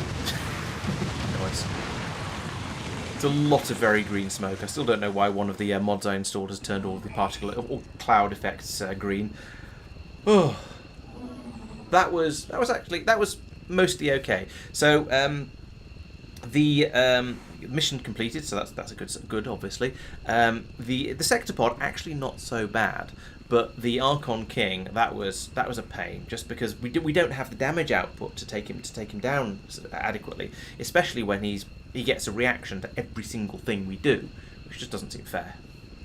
But anyway, we got an excellent. We've got 3 people wounded, all by the Archon King. In two of them from the death from above thing, and then one of them from him hitting them. I think he hit Pete rather than blowing him up with the blazing pinions. So the mission debriefing says that Pete got 2 kills. He is the heavy hitter, which means he dealt the most crits. He got most environmental damage. That's quite impressive. How did Pete get most environmental damage when we had Cheese Wheel blowing everything? Oh, because Pete blew up the entire building at the end. That's how. damage whilst wounded, and damage on solo kills. Okay, I mean that makes sense. He's got rapid fire and such likes. So we did 4 out of 4 hits and did 47 damage with those 4 shots. That's pretty impressive. Persistent got the MVP for doing most close range damage. Got 5 kills, 241 damage. How the hell did Persistent get 241 damage? That's incredible. That's just unrealistic from 6 shots. There must be somewhere... Unless using the Skulljack counts in some sort of weird... I think the Skulljack must have counted as sort of just infinite damage, or 200 damage, or something like that. And I think it's glitched this system. But okay. Close range, most exposed, kill stealer. Sure, we know what those are like. Beth didn't get any kills. She did do 11 damage, and every shot she took hit, though. So, you know, that's not too bad. Moved 143 tiles. She's the sneakiest. She's using in concealment the whole time. Cheese Wheel, again, no kills, but she softened a lot of troops up, a lot of enemies up. I mean, that's the thing about being the Grenadier. You tend to shoot first for someone else to pick up the pieces, because you're either opening up with explosives or you're opening up with hollow targeting and shredding. So just generally, the Grenadier is less likely to get kills. Still, a respectable amount of damage and hit when she fired, and blew lots of stuff up as well, of course. Yes, Heike, that was some ridiculous numbers in there. And yes, again, Sophia, yeah, ridiculous numbers. I think it must be a glitch. 5 out of 5 hits. Yep, great. 2 kills, 48 damage. Most high and most assist. All seems reasonable. And then finally, Mango, who's still got the snake cuddle photo. 2 kills, 3 out of 5. Did we actually get 100% hits? We did. Nobody missed any shots. And nobody took any Overwatch shots. That's quite interesting. I think we deserve some sort of accolade for not missing a single shot in the entire mission. We also need a photo. So we want... no, that's sort of...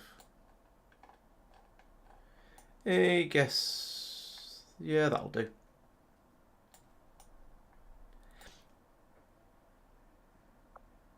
Let's get rid of the poster effects. Oh, yeah, there's loads of space underneath it now. Let's do that. Yeah, that's probably about right. That's a good point with grazes. I'm not sure actually, but I think we did quite well. We might actually not have had any genuine misses as well. We might not even have had any grazes on that mission. I don't remember for sure. But yeah, it's an interesting point. I don't know how it counts those. Advent officials revealed today's maneuver by local peacekeepers was a planned exercise. Citizens should not be... Oh, they're going back to the claiming that it was all simulated shooting now. They used to say they've got bored of calling us terrorists. So, Persistent did the most damage. That's because of the bugged number from the Skulljack, I guess. Pete was most under fire. Beth moves furthest. That's fairly standard. There we go. Successful shot percentage 100%, and a new record of almost 12 damage per turn. Was that damage per turn? No, damage per attack. Okay, that makes sense because we're getting better and better weapons. Okay. And now, well, we've got 3 injuries, so let's see how long it's going to take them to recover. Hopefully not too long, because, you know, I kind of need all my troops. From the Resistance is becoming one of our most trusted 8 days for Cheese Wheel. That's a fair amount of time, but it could be a lot worse. We do have the infirmary, so that's going to help a bit there. I don't know if that includes the infirmary time or not. Pete is very, very tired, though, so it's going to take him quite a long time to recover, because not only does he have to recover from his injuries, he also then needs to recover his will and stop being quite so tired. Of course, none of them have leveled up because they're all relatively high ranks, so it's going to be very difficult to level them up. But oh well, c'est la vie. Still Mango over here with the 58 kills, showing everyone else how it's done. Commander, right, so we got ourselves a Codex Brain, lovely. We got Illyrium Core and Superior Repeater. I'll probably put the Superior Repeater on Beth's rifle because she does tend to do. She's the one most likely to take the most shots against an enemy that I would really, really like to just really kill really quickly. And that'd be a bit over the top. That probably would have been quite useful against the Archon King actually. If we got her the Superior Magazine upgrade and a Superior Repeater, she might have had a chance of killing him in a single turn. But oh well. Lyrium Core is useful, and there's 20 intel from skulljacking the officer as well, so that's nice. So now we can go and research this as well. Lovely. The destruction of this facility marks an important step towards Agent the 47 is happy. elimination of- New objective added. New objective is to examine the Codex brain. Yep, sure. We'll do that at some point, yes. We can use this advanced And if we go over here, we can see that the Avatar project will now be down to a couple of pits left. So we're down to only 4. That's pretty good. Delayed the aliens' efforts towards Oh, completing the no, down to only Avatar 3. project, Commander. So we found a cave that has some alien alloys and some Illyrium crystals in it. That could be nice. But I think at this point it's probably going to be about the point where I go to bed rather than carry on with this sort of stuff. That said, I do want to build a, now that I've got a few more supplies over here, I want to build a radar tower over here, so maybe that'll be my next thing. I'll give it a few more minutes before I go, so let's have a look. We can go after resistance contacts, which I do want. An engineer, which I wouldn't say no, but don't really care. There's that cave we just found with some useful stuff in it. The black market. Let's flit over. Let's put down. I want to build a. Oh, I can't do this. 200 supplies. Okay, I thought it was 100 and I'd gain some more from somewhere, but apparently not. We'll probably do that first thing next month in 7 days. Let's go over to the black market and see if I can buy that superior magazine that I want for my Ranger. No, not Ranger, Reaper. Because that would be rather useful. Periscope, no. Get another scope, but I think I've got enough of those. Get 141 supplies, that's sort of quite nice. That'd allow me to build that, what do we call it? It's only 13 intel, alright, at that price, yes. I'll take that. Actually, if everything's this cheap, let's just buy everything. Everything that's useful, at least. Because superior scopes are always great. Superior autoloaders are always great. Superior stock would be quite nice. Superior perception, that's an aim buff. Let's take that. And is there anything worth selling while I'm over here as well? Sectoid corpses are used for mine shields. Okay, I am going to want some mine shields at some point. Mech wrecks are apparently not used for anything at all now. Let's sell one of those then. Trooper corpses are used for nanoscale VES exosuits and trooper autopsy. I'll sell a few. No, I'll keep those because if I haven't done the autopsy yet, then I might as well hang on to them. Officers, they're not useful for anything. Let's sell all of them. Most of them. Those are useful for mimic beacons. It's 1 for a mimic beacon. No, 2 for a mimic beacon. I'll just sell 1. Priest corpses, we haven't done the autopsy yet. Stun lancer, useful for the spider suit. Well, it's how many? 2 for them. Okay, we won't need more than 3 more spider suits. Viper corpse is probably for the Viper. Oh no, for the nano med kit. Don't need that many more of those. Turret wreck doesn't seem to be useful for anything, but I'll keep at least 1 of everything, maybe 2 of everything. Purifier we haven't autopsied yet. Muton we have autopsied. There doesn't seem to be anything we can do with that, so let's sell some of those. Same with the shield bearer. It's another 82 monies, and that's taken me up to 353. That's pretty good. So now I can actually go over here and start building that pylon. So let's do that. Let's install a radio relay over here. For the Arctic.